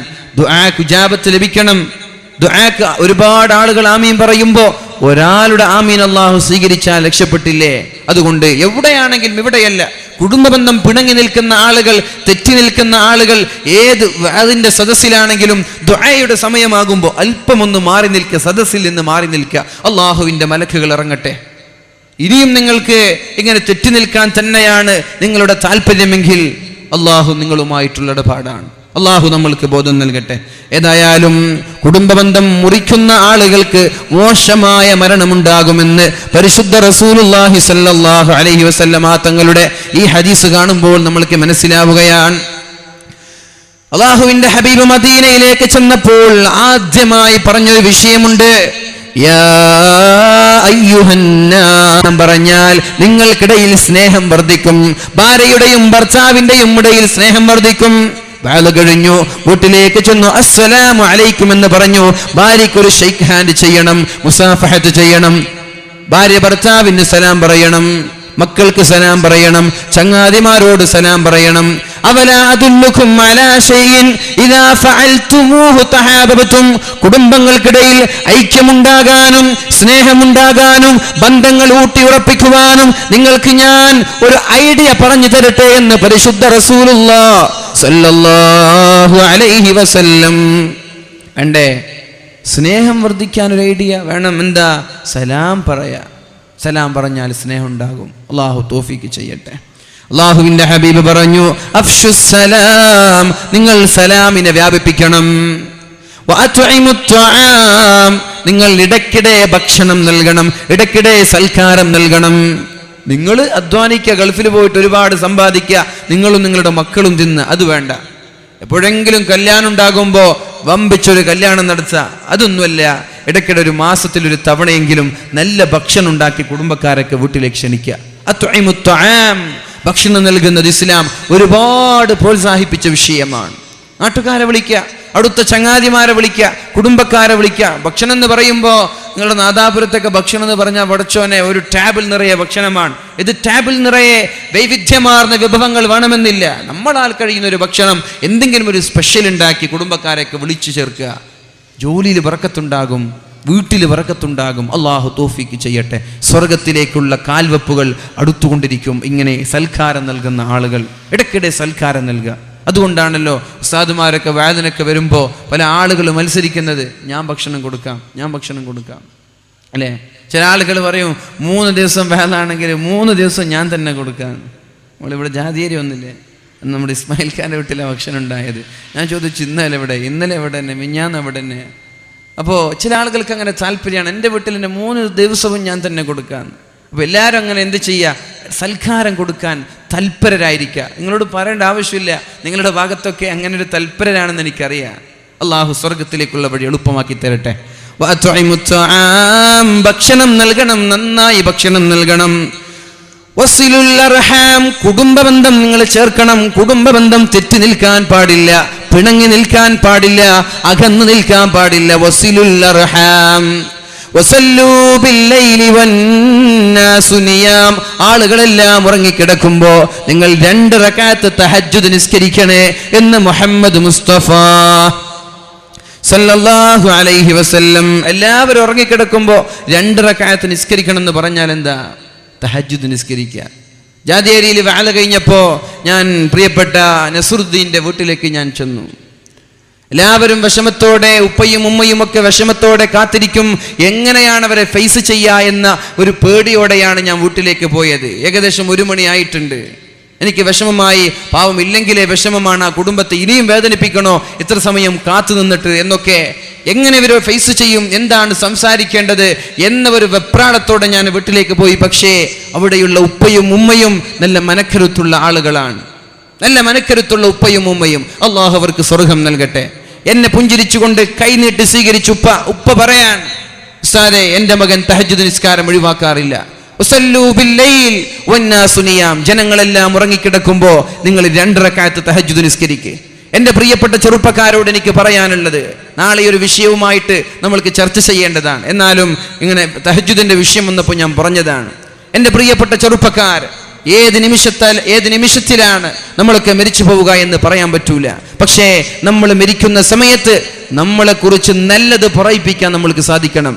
അവിടെ ചെന്നപ്പോ, വേളത്ത് ചെന്നപ്പോ നസ്രുദ്ദീൻ എന്ന് പറയുന്ന ചെറുപ്പക്കാരനെ കുറിച്ച് നല്ലതല്ലാതെ ഒരാൾക്കും പറയാനില്ല. തഹജ്ജുദ് നിസ്കരിക്കുന്ന ചെറുപ്പക്കാരൻ, എല്ലാവർക്കും നല്ല അഭിപ്രായം. ജമാഅത്തിന് കൃത്യമായി പോകുന്ന ചെറുപ്പക്കാരൻ, ഉപ്പയ്ക്ക് സമാധാനവും അത് തന്നെ. നാളെ എൻ്റെ സംരക്ഷകനായി ഈ മകൻ വരുമെന്നൊരു പ്രതീക്ഷയാണ്. അതാണ് ആ ഉപ്പയ്ക്ക് മനക്കരുത്ത് നൽകിയത്, അതാണ് ആ ഉമ്മയ്ക്ക് മനക്കരുത്ത് നൽകിയത്. പൊതുവെ ഉമ്മമാർ മനക്കരുത്തുള്ള ആളല്ല. ഉമ്മ പോലും സുസ്മേരവദനയായി സന്തോഷത്തോടെ വല്ലാത്ത മനക്കരുത്തോടെ നിൽക്കുന്നത് കണ്ടപ്പോൾ ഞാൻ അത്ഭുതപ്പെട്ടിട്ടുണ്ട്. അല്ലാഹുവിന്റെ ഹബീബായ റസൂലുള്ളാഹി സ്വല്ലല്ലാഹു അലൈഹി വസല്ലം പറഞ്ഞു, ഒരു കുട്ടിയെ അല്ലാഹു റൂഹ് പിടിച്ചു കൊണ്ടുപോയാൽ, ഒരു കുട്ടി മരിച്ചു പോയാൽ, അല്ലാഹുവിന്റെ മാലാഖമാരോട് അല്ലാഹു ചോദിക്കും, അഖബൽതും സമറത ഫുആദി, അവന്റെ കരളിന്റെ കഷ്ണമായ മകന്റെ റൂഹ് നിങ്ങൾ പിടിച്ചോ എന്ന് മലക്കുകൾ പറയും. അതേ അല്ലാഹ്, അവന്റെ കരളിന്റെ കഷ്ണമായ മകന്റെ റൂഹ് ഞാൻ പിടിച്ചു എന്ന്. അപ്പോഴാണ് അല്ലാഹു ചോദിക്കുന്നത്, എന്താണ് അവന്റെ ഉപ്പ ചെയ്തത്, എന്താണ് അവന്റെ ഉമ്മ ചെയ്തത്? ആ നസ്രുദ്ദീൻ എന്ന് പറയുന്ന ചെറുപ്പക്കാരൻ മരിച്ചു എന്ന വാർത്ത കേട്ടപ്പോ അദ്ദേഹത്തിന്റെ മാതാപിതാക്കൾ എന്താണ് ചെയ്തത് എന്ന് അല്ലാഹു മലക്കുകളോട് ചോദിക്കുകയാണ്. മലക്കുകൾ പറയുന്നു, ഹമിദല്ലാഹ്, അല്ലാഹുവിനെ സ്തുതിച്ചു, അൽഹംദുലില്ലാഹ്, ഇന്നാ ലില്ലാഹി വ ഇന്നാ ഇലൈഹി റാജിഊൻ, ഞങ്ങളും അല്ലാഹുവിലേക്ക് മടങ്ങേണ്ടവരല്ലേ, ഇത് അല്ലാഹുവിന്റെ ഖളാ അല്ലേ എന്ന് പറഞ്ഞിട്ട് സമാധാനിച്ചു. കരയുന്നത് സ്വാഭാവികമാണ്, കണ്ണിൽ നിന്ന് കണ്ണുനീര് വരുന്നതൊന്നും ക്ഷമയ്ക്കെതിരല്ല. എന്നാൽ ക്ഷമിക്കാനും മനക്കരുത്ത്, മറ്റുള്ളവരോട് വേവലാതി പറയാതെ, കരഞ്ഞ് കരഞ്ഞ് തളരാതെ, അവിടെ ശരീരമാസകലം മുടിയും ആകെ പരത്തിയിട്ട് വിടർത്തിയിട്ട് ഒച്ച വെക്കാതെ മനക്കരുത്തോടുകൂടി തന്റെ മരണത്തെ സ്വീകരിച്ച ആ മാതാപിതാക്കൾക്ക് വേണ്ടി സ്വർഗത്തിലൊരു മനോഹരമായ വീട് നിർമ്മിക്കണമെന്ന് അല്ലാഹു മലക്കുകളോട് പറയുമെന്ന് പരിശുദ്ധ റസൂലുള്ളാഹി സ്വല്ലല്ലാഹു അലൈഹി വസല്ലം. എന്നിട്ട് അല്ലാഹു പറയുന്നു, ഫസമ്മൂഹു ബൈത്തുൽ ഹംദി, ആ വീട്ടിന് സ്തുതിയുടെ വീട് എന്ന് പേരിടണേ. മൻസിൽ എന്ന് നമ്മൾ പറയൂലേ, ബിസ്മില്ലാ മൻസിൽ എന്നൊക്കെ, അതേപോലെ സ്തുതി മൻസിൽ, ഹംദ് മൻസിൽ, സ്തുതിയുടെ വീട് എന്ന പേര് ആ വീടിന് വെക്കണം. ഇത് ഈ കുട്ടിയുടെ ഉമ്മയ്ക്കും ഉപ്പയ്ക്കും നൽകണം എന്ന് അല്ലാഹു മലക്കിനോട് പറയുമെന്ന് പരിശുദ്ധ റസൂലുള്ളാഹ്. അങ്ങനെയുള്ള വീട് ആ ചെറുപ്പക്കാരന്റെ മാതാപിതാക്കൾക്ക് നൽകി അല്ലാഹു അനുഗ്രഹിക്കട്ടെ. ഞാൻ പറഞ്ഞു വരുന്നത്, ആ ചെറുപ്പക്കാരനെ കുറിച്ച് നല്ലതേ അവിടെയുള്ള ആളുകൾക്ക് പറയാനുള്ളൂ. അല്ലാഹുവിന്റെ ഹബീബ് സല്ലല്ലാഹു അലൈഹി വസല്ലം തങ്ങളുടെ സന്നിധിയിലൂടെ ഒരു മയ്യിത്ത് ഇങ്ങനെ കടന്നു പോവുകയാണ്. അപ്പോഴേക്കും സഹാബാക്കൾ പറഞ്ഞു, യാ റസൂലല്ലാഹ്, അല്ലാഹുവിന്റെ ഹബീബേ, എന്തോരു നല്ല മനുഷ്യനായിരുന്നു ഇയാൾ, എന്തോരു നല്ല മനുഷ്യനാണ് ഇയാൾ. അപ്പോഴാണ് അല്ലാഹുവിന്റെ ഹബീബ് പറഞ്ഞത്, വജബത്. സഹാബാക്കൾക്ക് മനസ്സിലായില്ല എന്താണ് അല്ലാഹുവിന്റെ ഹബീബ് ഉദ്ദേശിച്ചത് എന്ന്. പിന്നെ ഒരുപാട് ദിവസം കഴിഞ്ഞപ്പോ മറ്റൊരു മയ്യിത്തും കൂടി അല്ലാഹുവിന്റെ ഹബീബിന്റെ മുന്നിലൂടെ കൊണ്ടുപോകപ്പെട്ടു. സ്വഹാബാക്കൾ പറഞ്ഞു, യാ റസൂലല്ലാഹ്, ആ മനുഷ്യൻ ചീത്ത മനുഷ്യനാണ്, മോശപ്പെട്ട വികൃതമായ സ്വഭാവമുള്ള മനുഷ്യനാണ്, അവന്റെ സ്വഭാവം തീരെ പോരാ എന്ന് അല്ലാഹുവിന്റെ ഹബീബിനോട് പറഞ്ഞപ്പോഴാണ് റസൂലുള്ളാഹി തങ്ങൾ പറഞ്ഞത്, വജബത്, അയാൾക്കും നിർബന്ധമായി. സ്വഹാബാക്കൾ ചോദിച്ചു, യാ റസൂലല്ലാഹ്, എന്താണ് നിങ്ങൾ വജബത്ത് എന്ന് പറഞ്ഞത്? അന്നും പറഞ്ഞു ഇന്നും പറഞ്ഞു, എന്താണ് അതിന്റെ അർത്ഥമെന്ന് ചോദിച്ചു. അപ്പോഴാണ് അല്ലാഹുവിന്റെ ഹബീബ് പറഞ്ഞത്, നിങ്ങൾ പറഞ്ഞത് ആ മയ്യിത്തിന് നിർബന്ധമായിരിക്കുന്നു. ഒരാളുടെ മരണശേഷം ഒരാളെ കുറിച്ച് നന്മകളാണ് ആളുകൾക്ക് പറയാനുള്ളതെങ്കിൽ അയാൾ പോകുന്നത് സ്വർഗത്തിലേക്കാണ്. ഒരാളുടെ മരണശേഷം അയാളെ കുറിച്ച് മോശമാണ് ആളുകൾക്ക് പറയാനുള്ളതെങ്കിൽ അയാൾ പോകുന്നത് നരകത്തിലേക്കാണ് എന്ന് അല്ലാഹുവിന്റെ ഹബീബ് സൂചന നൽകുമ്പോ, പാവപ്പെട്ട നസ്രുദ്ദീൻ എന്ന് പറയുന്ന ചെറുപ്പക്കാരൻ സമസ്തയുടെയും അതേപോലെ തന്നെ പരിശുദ്ധമായ ദീനിന്റെ സംരക്ഷണത്തിന് വേണ്ടി സ്വന്തം ജീവിതം ബലിയർപ്പിക്കേണ്ടി വന്ന ചെറുപ്പക്കാരൻ നല്ലവരിൽ പെടുത്തുമാറാവട്ടെ. അവന്റെ ഗുഹ്യാവയവങ്ങളിൽ ഹറാമിൽ പോകാതെ തെറ്റിലേക്ക് സഞ്ചരിക്കാതിരിക്കാൻ നിങ്ങൾ കല്യാണം കഴിക്കണം. അതിന് മാതാപിതാക്കൾ മുൻകൈയെടുക്കണം. ഇന്ത്യയുടെ നിയമപ്രകാരം 22 വയസ്സായാൽ പിന്നെ കല്യാണത്തെക്കുറിച്ച് ആലോചിക്കണം. 18 വയസ്സായ ഒരു പെണ്ണുണ്ടെങ്കിൽ അവൾക്കും കല്യാണത്തെക്കുറിച്ച് ആലോചിക്കണം. നിക്കാഹൊക്കെ പെട്ടെന്ന് കഴിച്ചു കൊടുക്കുന്നതിൽ കുഴപ്പമില്ലല്ലോ. നിക്കാഹ് കഴിച്ചു കൊടുക്കുക, നിക്കാഹ് കഴിച്ചാൽ പിന്നെ അവരുടെ വീട്ടിൽ പോയി താമസിക്കണമെന്ന നിയമമൊന്നുമില്ലല്ലോ. നിക്കാഹ് കഴിച്ചു കൊടുക്കുക, പിന്നെ എനിക്കൊരു ഭർത്താവുണ്ടല്ലോ, എനിക്കൊരു ഭാര്യ ഉണ്ടല്ലോ, അതുകൊണ്ട് മറ്റൊരാളെ ഞാൻ എന്തിനാ നോക്കുന്നത്, എന്തിനാണ് ഞാൻ അവരോട് സംസാരിക്കുന്നത് എന്ന ഒരു ബോധം ഈ പെണ്ണിനും ആണിനും ഉണ്ടാകും. അവൻ്റെ ദീനിൻ്റെ 2/1 ഭാഗം കല്യാണത്തോടുകൂടി സൂക്ഷിക്കപ്പെടും, സൂക്ഷിക്കാൻ അവന് സാധിക്കും. അതുകൊണ്ട് ചെറുപ്പക്കാര, 22 വയസ്സായാൽ 18 വയസ്സായാൽ പിന്നെ നിങ്ങൾ കല്യാണത്തെക്കുറിച്ച് ആലോചിക്കണം. കല്യാണം കഴിക്കുമ്പോൾ തന്നെ ദീനിൻ്റെ പകുതി ഭാഗം സംരക്ഷിക്കപ്പെടും, പിന്നെ മറ്റുള്ള പകുതി ഭാഗം അത് നിങ്ങൾ ഒന്ന് സൂക്ഷിച്ചാൽ മതി എന്ന് പരിശുദ്ധ റസൂലുള്ളാഹി സ്വല്ലല്ലാഹു അലൈഹി വസല്ലം. അല്ലാഹു തൗഫീഖ് ചെയ്യട്ടെ. അപ്പോൾ ഇവിടെ ഗൗരവമുള്ള വിഷയം എന്താ? സമയമായി കല്യാണം കഴിച്ചു കൊടുക്കാതെ ഈ പെൺകുട്ടിയോ ആൺകുട്ടിയോ അന്യ പുരുഷന്മാരോട് ചാറ്റ് ചെയ്യുകയോ അന്യ പുരുഷന്മാരോട് സംസാരിക്കുകയോ ചെയ്താൽ, എനിക്ക് പല വിഷയങ്ങളൊക്കെ പറയണമെന്നുണ്ട്, പക്ഷേ ഒരു ഓപ്പൺ സദസ്സാകുമ്പോൾ പലതും പറയാൻ പറ്റുന്നില്ല. പാരൻസ് മാത്രമുള്ള സദസ്സാണെങ്കിൽ ഒരുപാട് പറയാനുണ്ട്. അവിടെ കുട്ടികളുണ്ടാകും. ചില കാര്യങ്ങളൊക്കെ, ചില കുറ്റങ്ങളൊക്കെ പറയുമ്പോൾ അതിൽ നിന്ന് കുട്ടികൾ എന്താ പഠിക്കുക? ഇത് ചെയ്യാൻ പാടില്ല എന്നല്ല പഠിക്കുക, ഈ കുറ്റം എനിക്കും എങ്ങനെ ചെയ്യാമെന്ന് ആലോചിക്കുക. തമാശയല്ല. നമ്മളൊരു വിഷയം ഇവിടെ ചർച്ച ചെയ്യാൻ ഒഴിവാക്കിയ വിഷയം, ഏതായാലും അങ്ങനെ ഒരു വിഷയം നമ്മളിവിടെ ചർച്ച ചെയ്താൽ കുട്ടികൾ അതിൻ്റെ വഴി തെറ്റ് ചെയ്യാനുള്ള വഴി അവരതിൽ നിന്ന് കണ്ടെത്തും. സിനിമ കണ്ടാൽ അതിൽ നിന്ന് ചില ആളുകൾ എന്താ ശ്രദ്ധിക്കുക? മോഷണം എങ്ങനെ നടത്താമെന്നാണ്. അതിലിങ്ങനെ നടൻ ഇങ്ങനെ അല്ലെങ്കിൽ വില്ലൻ ഇങ്ങനെ മോഷണം നടത്തുന്നുണ്ട്, ഇങ്ങനെ പോയാൽ എനിക്കും എളുപ്പമാണ്, പിടിക്കാൻ വഴി സാധ്യത കുറവാണ് എന്നാണ് അവന് ചിന്തിക്കുക. അങ്ങനെ തെറ്റിലേക്ക് അവനും അടുക്കുമോ എന്ന ഭയമുള്ളത് കൊണ്ട് ഞാൻ പറയുന്നില്ല. അലാം വെക്കാൻ വേണ്ടിയിട്ടാണ് ഉമ്മയുടെ കയ്യിൽ നിന്ന് ഫോൺ വാങ്ങുക. അലാം വെക്കാൻ വേണ്ടിയിട്ട് ഉമ്മയുടെ കയ്യിൽ നിന്ന് ഫോൺ വാങ്ങുക. രക്ഷിതാക്കളോട് പറയാൻ, ഉറങ്ങാൻ കിടക്കുമ്പോൾ മക്കളൊക്കെ ഫോൺ വാങ്ങാറുണ്ട്, നിങ്ങൾ ശ്രദ്ധിക്കാറുണ്ടോ? അലാം വെക്കാൻ വേണ്ടിയിട്ട് വാങ്ങും.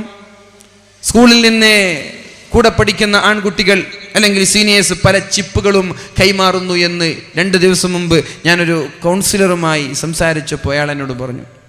നിങ്ങൾക്കൊക്കെ അറിയുന്ന ആളാണ്, ബഷീർ അഡാട്ട് എന്ന് പറയുന്ന ഒരു കൗൺസിലർ, നിങ്ങൾക്കൊക്കെ പരിചയമുള്ള ആളായിരിക്കുക. അദ്ദേഹവുമായി ഇങ്ങനെ ഞാൻ സംസാരിച്ചപ്പോൾ അദ്ദേഹം പറഞ്ഞു, സ്കൂളിൽ നിന്ന് ആൺകുട്ടികൾ ചില ചിപ്പുകൾ പെൺകുട്ടികൾക്ക് കൊടുക്കാറുണ്ട്.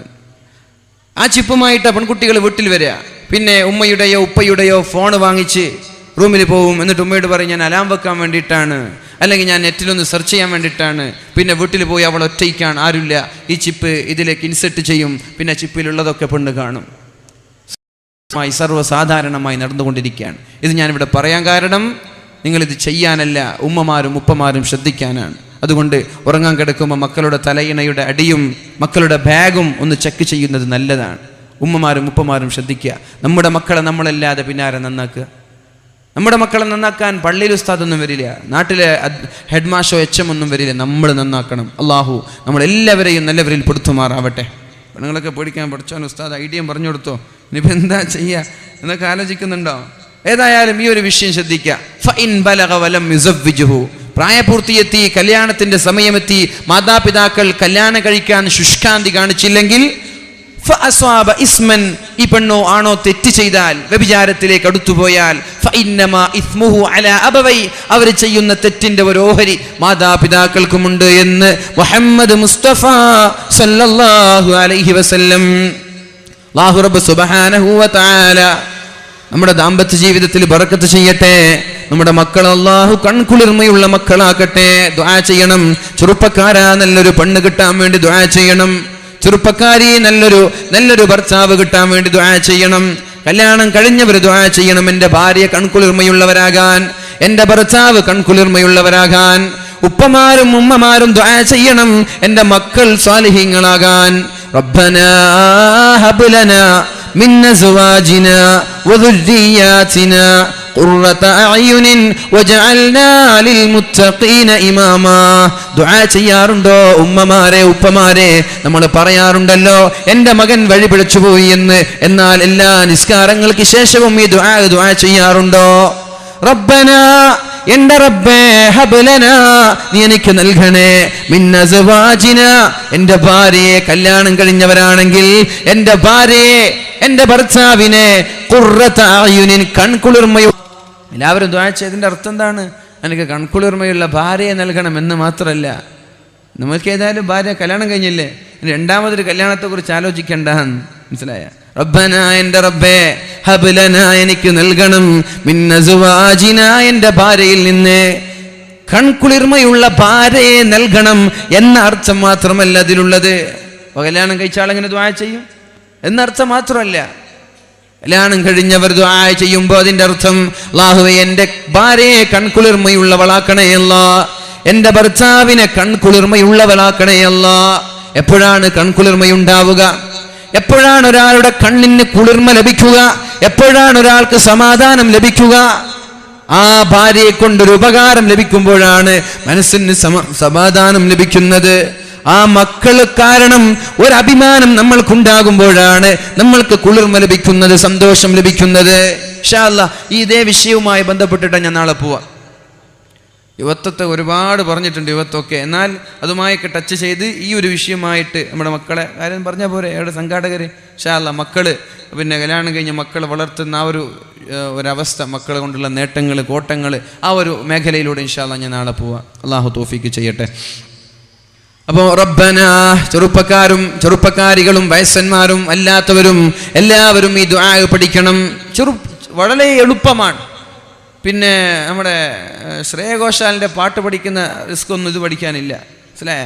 പിള്ളമാർക്കൊക്കെ പാട്ടറിയാം, വലിയ നീണ്ട പാട്ടൊക്കെ പുഷ്പം പോലെ പാടും. ഹിന്ദി പാട്ട്, ഹിന്ദി അറിയില്ല, ഒരു ചുക്കും അറിയില്ല. ഹിന്ദി ഒരു ചുക്കും അറിയാത്ത പിള്ളമാരും ചെറുപ്പക്കാരൊക്കെ ഹിന്ദി പാട്ട് ഇങ്ങനെ പാടി നടക്കും. പഠിച്ചോനെ എവിടുന്നാണ് ഇപ്പോൾ ഇവർക്ക് ഇത് കാണാൻ പഠിച്ചത്? വളരെ എളുപ്പത്തിൽ പഠിക്കും. പക്ഷെ ഒരു ദുആ പഠിക്കാൻ പറഞ്ഞാൽ 4-5 ദിവസം ഇങ്ങനെ കുത്തിരുന്ന് പഠിച്ചാൽ എന്താവൂല, തലയിൽ കയറൂല. എന്തേ? ഇങ്ങോട്ട് താല്പര്യം ഇല്ലാത്തത് കൊണ്ടാണത്. അവിടെ നല്ല താല്പര്യം, അല്ലാത്ത ഇൻട്രസ്റ്റ് ആകുമ്പോൾ ഒരിക്കൽ കേൾക്കുമ്പോൾ തന്നെ മനസ്സിലത് പതിയും. താല്പര്യമില്ലാതെ റബ്ബന തത്തമ്മേ പൂച്ച പൂച്ച എന്ന് പറയുന്നത് പോലെ ഉണ്ടാവുക. അതുകൊണ്ട് എന്ത് ചെയ്യുക? താല്പര്യത്തോടെ പഠിക്കുക. റബ്ബന, എൻ്റെ റബ്ബേ, ഹബ്ലനാ മിൻ അസ്വാജിനാ, എൻ്റെ ഭാര്യ എനിക്ക് നീ കൺകുളിർമയുള്ള ഭാര്യയെ നൽകണേ എന്ന് ആണും, കൺകുളിർമയുള്ള ഭർത്താവിന് നൽകണേ എന്ന് പെണ്ണും. കല്യാണം കഴിഞ്ഞവരാണെങ്കിൽ എൻ്റെ ഭാര്യയെ ദീനീബോധമുള്ളവരാക്കണേ എന്ന് ആണും, എൻ്റെ ഭർത്താവിനെ ദീനീബോധമുള്ളവനാക്കണേ എന്ന് പെണ്ണും ദുആ ചെയ്യണം. വദുരിയാതിനാ ഖുർറത അയുനിൻ, എൻ്റെ മക്കളെയും കൺകുളിർമയുള്ളവനാക്കണം. അതുമാത്രം മതിയോ? ഭാര്യയും മക്കളും നന്നായാൽ മതിയോ? പോരാ, ഞാനും നന്നാവണം. അതിന് തൊട്ടടുത്ത ദുആ വജഅൽനാ ലിൽ മുത്തഖീന ഇമാമാ, അല്ലാഹുവേ എന്നെ നീ മുത്തഖീങ്ങളുടെ നേതാവാക്കണേ.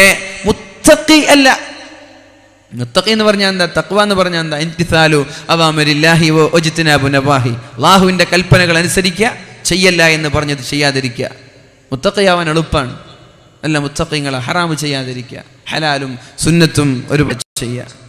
അപ്പോൾ വജഅൽനാ ലിൽ മുത്തഖീന ഇമാമാ, അല്ലാഹുവേ മുത്തഖീങ്ങളുടെ നേതാവാക്കണേ എന്നെ നീ മുത്തഖീങ്ങളുടെ നേതാവാക്കണം. എൻ്റെ ഭാര്യയെ ആക്കിട്ടണ്ട കണ്ണിൻ്റെ കുളിർമയുള്ളവളാക്കണം, എൻ്റെ മകനെ സ്വാലിഹാക്കണം എന്ന ദുആ എല്ലാവരും പഠിക്കുക.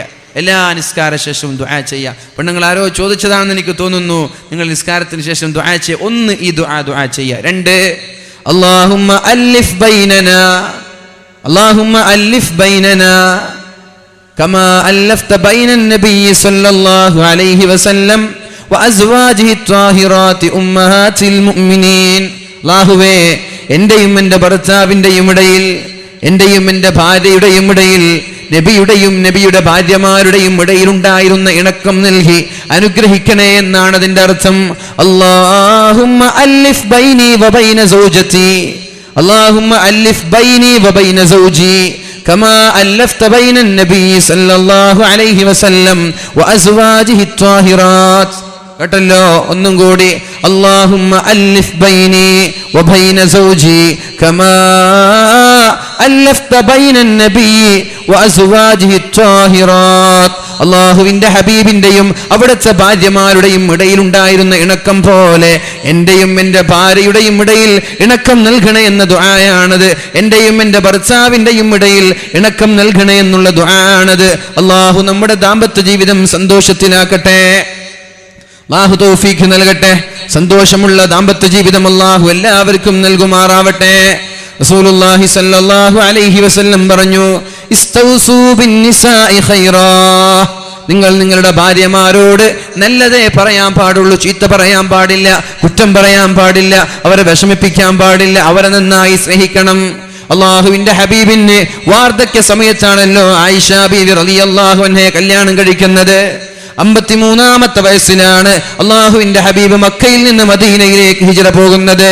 മദീനയിൽ വെച്ചാണ് ആയിഷ ബീവി റളിയല്ലാഹു അൻഹയുടെ കല്യാണം നടക്കുന്നത്. ആ ആയിഷ ബീവിയുമായിട്ട് അള്ളാഹുവിന്റെ ഹബീബിന്റെ സ്നേഹം എത്രയായിരുന്നു!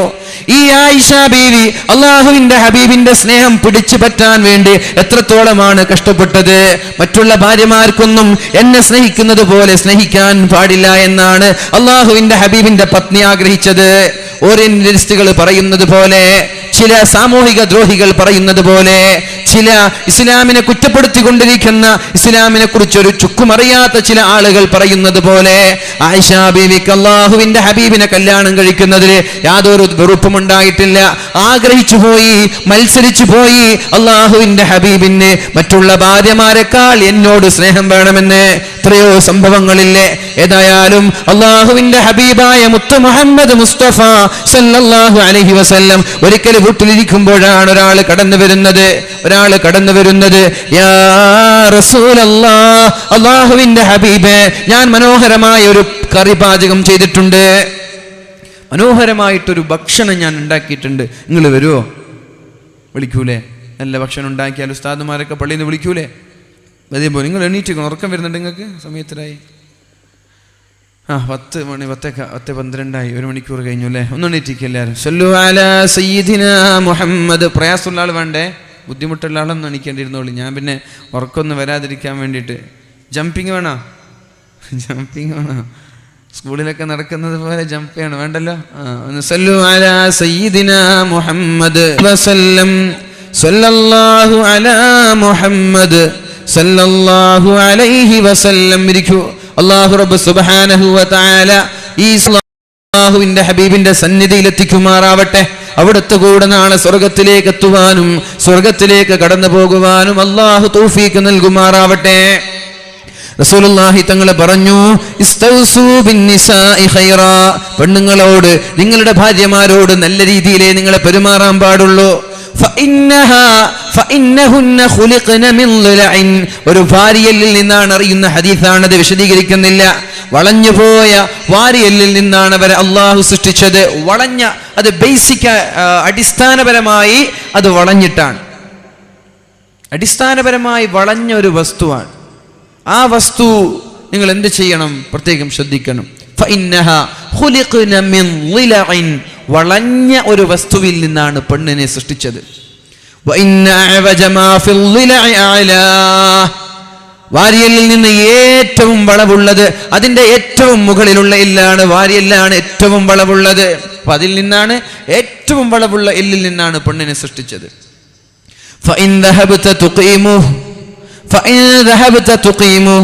ആ വാരിയലിനെ ശരിയാക്കാൻ നീ ഉദ്ദേശിച്ചാൽ, വളഞ്ഞു പോയൊരു വസ്തുവിനെ ശരിയാക്കാൻ നീ ഉദ്ദേശിച്ചാൽ, കസർതഹു, അതിനെ നീ പൊട്ടിച്ചു കളയും. മനസ്സിലാക്കണേ. ഉദാഹരണത്തിന് നമ്മൾ വീട് കെട്ടുമ്പോൾ ഇരുമ്പിന്റെ കമ്പികളൊക്കെ ഉണ്ടാകും. അതിന്റെ ബേസിക്, അതിന്റെ അടിസ്ഥാനം, അത് ഉണ്ടാക്കിയത് തന്നെ വളഞ്ഞൊരു വസ്തുവായിട്ടാണ് അത് ഉണ്ടാക്കിയതെങ്കിൽ അതിന് നമ്മൾ എന്തെങ്കിലും കട്ടിയോ കല്ലോ വെച്ചാൽ നിർത്താൻ പറ്റൂല, അല്ലേ? പിന്നെ തീയൊക്കെ വെച്ചിട്ട് ഉരുക്കി നമ്മൾ ഉണ്ടാക്കുക. അതിനെ നമ്മൾ നിർത്താൻ വേണ്ടി ശ്രമിച്ചാൽ കസർത്ത, അത് പൊട്ടിപ്പോകും. എങ്ങനെ? ഏത് വസ്തുവാണ് ശരിയായി പാരലലായി നീണ്ടു കിടക്കുന്ന ഒരു വസ്തു വളഞ്ഞു പോയതല്ല. അങ്ങനെ ഒരു വസ്തുവിനെ കുറിച്ചല്ല, അത് ഉണ്ടാക്കിയത് തന്നെ വളഞ്ഞിട്ടാണ്. അങ്ങനെ ഒരു വസ്തുവിനെ നിങ്ങൾ ശരിയാക്കാൻ നോക്കിയാൽ അത് ശരിയാവൂല, അത് പൊട്ടിപ്പോകും. അത് പൊട്ടിപ്പോകും. പക്ഷേ പിന്നെയാണ് ഉണ്ടാക്കിയത് പാരലലായിട്ടാണ്, സമാന്തരമായിട്ടാണ്, പിന്നെയാണത് വളഞ്ഞത്. അങ്ങനെയുള്ള വസ്തുവിന് എന്ത് ചെയ്യാൻ പറ്റും? നമ്മൾക്ക് കല്ലുകളൊക്കെ വെച്ച് ശരിയാക്കാൻ പറ്റും. പക്ഷെ ഇവിടെയുള്ള പെണ്ണിനെ എന്തിൽ നിന്ന് സൃഷ്ടിച്ചത്? അടിസ്ഥാനപരമായി സമാന്തരമായി നിൽക്കുന്ന ഒരു എല്ലിൽ നിന്നല്ല, വളഞ്ഞ വസ്തുവിൽ നിന്നാണ്. അത് ശരിയാക്കാൻ ശ്രമിച്ചാൽ പൊട്ടിപ്പോകും. അതുകൊണ്ട് എന്ത് ചെയ്യേണ്ട? പെണ്ണിന് സ്വാഭാവികമായി പെണ്ണിൻ്റെതായ പ്രകൃതിപരമായിട്ടുള്ള ചില സ്വഭാവത്തിൽ ചില ന്യൂനതകൾ കാണാൻ സാധിക്കും. അതുകൊണ്ട് നിന്റെ സ്വഭാവം ഞാൻ ശരിയാക്കാം, ലക്ഷ്മണ രേഖ വരച്ചിട്ട് അവളെ ഒതുക്കി നിർത്താൻ നീ ശ്രമിച്ചാൽ പിന്നെ നിനക്ക് അവിടെ സംഭവിക്കുന്നത് ത്വലാഖായിരിക്കും.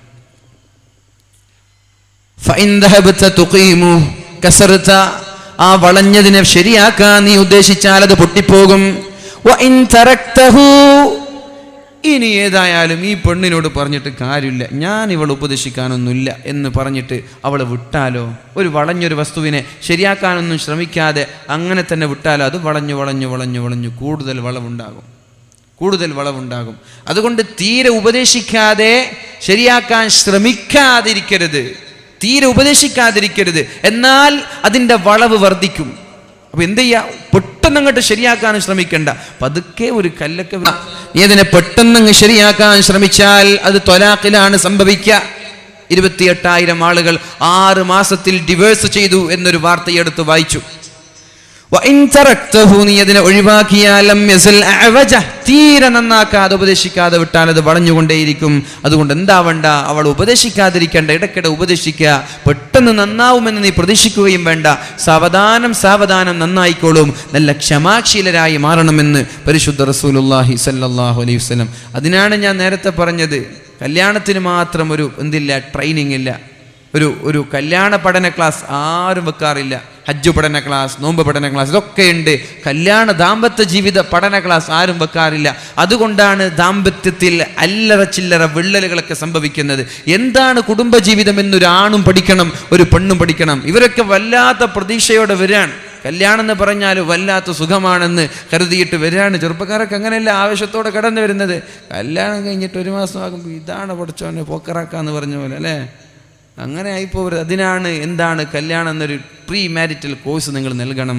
കല്യാണം ഇതാണ്, 1 മാസം കഴിയുമ്പോൾ അവസ്ഥ ഇതാണ്, 1 വർഷം കഴിഞ്ഞാലുള്ള അവസ്ഥ ഇതാണ്, 2 വർഷം കഴിഞ്ഞാലുള്ള അവസ്ഥ ഇതാണ്, പെണ്ണിന് ഇങ്ങനെയൊക്കെ സ്വഭാവ ദൂഷ്യങ്ങളുണ്ട്, അത് മനസ്സിലായി. ഇതൊക്കെ പഠിപ്പിച്ചു കൊടുത്താൽ അവരുടെ ജീവിതം സന്തോഷമാകും. ഓവർ എക്സ്പെക്റ്റേഷൻ അല്ലേ, നമ്മൾക്ക് എല്ലാ വിഷയത്തിലും അങ്ങനെയാണ്. കൂടുതൽ പ്രതീക്ഷ നൽകുന്ന പ്രതീക്ഷകളുള്ള ആളുകൾക്കാണ് ഏറ്റവും കൂടുതൽ ടെൻഷൻ ഉണ്ടാവുക. ഈ വിഷയം ശ്രദ്ധിക്കുക, പെണ്ണുങ്ങൾ പ്രത്യേകിച്ച് ശ്രദ്ധിക്കുക. ഓവർ എക്സ്പെക്റ്റേഷൻ ഉണ്ടാകുമ്പോൾ കൂടുതൽ ടെൻഷൻ ഉണ്ടാകും ജീവിതത്തിൽ. ഒരുപാട് പ്രതീക്ഷകൾ നമ്മൾ വെക്കരുത്. അള്ളാഹുവിൻ്റെ ഖലാ പോലെ ഉണ്ടാകും എന്നൊരു തീരുമാനത്തിൽ നമ്മൾ എത്തിയാലോ.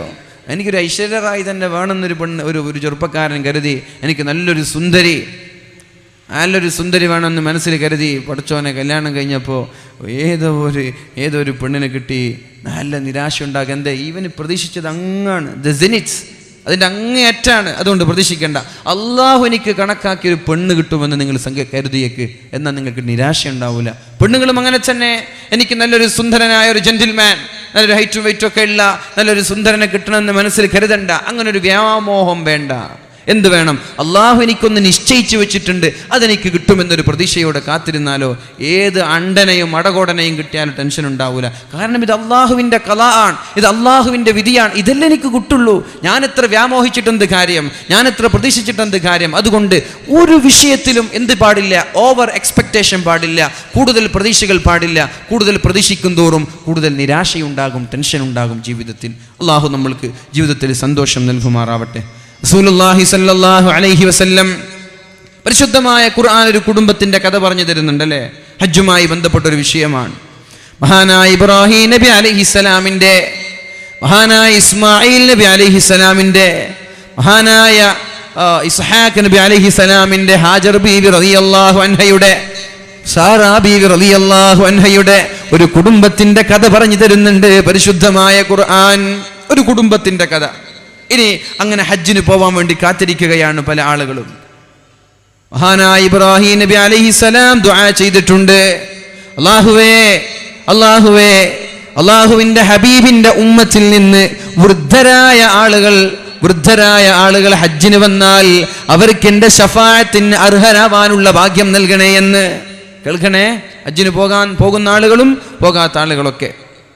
മഹാനായ ഇബ്രാഹിം നബി അലൈഹിസ്സലാം ദുആ ചെയ്തു, അല്ലാഹുവേ, മുഹമ്മദ് നബി സല്ലല്ലാഹു അലൈഹി വസല്ലമ തങ്ങളുടെ സമുദായത്തിൽ നിന്ന് വൃദ്ധരായ ആളുകൾ, വയസ്സന്മാരായ ആളുകൾ ഹജ്ജിന് വന്നാൽ അവർക്ക് ശഫാഅത്ത് ചെയ്യാൻ എനിക്ക് നീ അവകാശം തരണേ എന്ന് അള്ളാഹുവിനോട് ദുആ ചെയ്തു. അള്ളാഹു അവകാശം കൊടുത്തു. വൃദ്ധരായ ആളുകൾ ഹജ്ജിന് പോയാൽ അവരുടെ ഹജ്ജും ഉംറയും മഖ്ബൂലായാൽ അവർക്ക് വേണ്ടി നാളെ ഇബ്രാഹിം നബി അലൈഹിസ്സലാം ശഫാഅത്ത് ചെയ്യും. മഹദിയായ ഹാജർ ബീവി റളിയല്ലാഹു അൻഹ ദുആ ചെയ്തു, അല്ലാഹുവേ, അള്ളാഹുവിന്റെ ഹബീബിന്റെ ഉമ്മത്തിൽ നിന്ന് അടിമകളായ ആളുകൾ ഹജ്ജിന് വന്നാൽ അവർക്ക് ശഫാഅത്ത് ചെയ്യാൻ എനിക്ക് അവസരം തരണമെന്ന് മഹദിയായ സാറാ ബീവി റളിയല്ലാഹു അൻഹ ദുആ ചെയ്തു.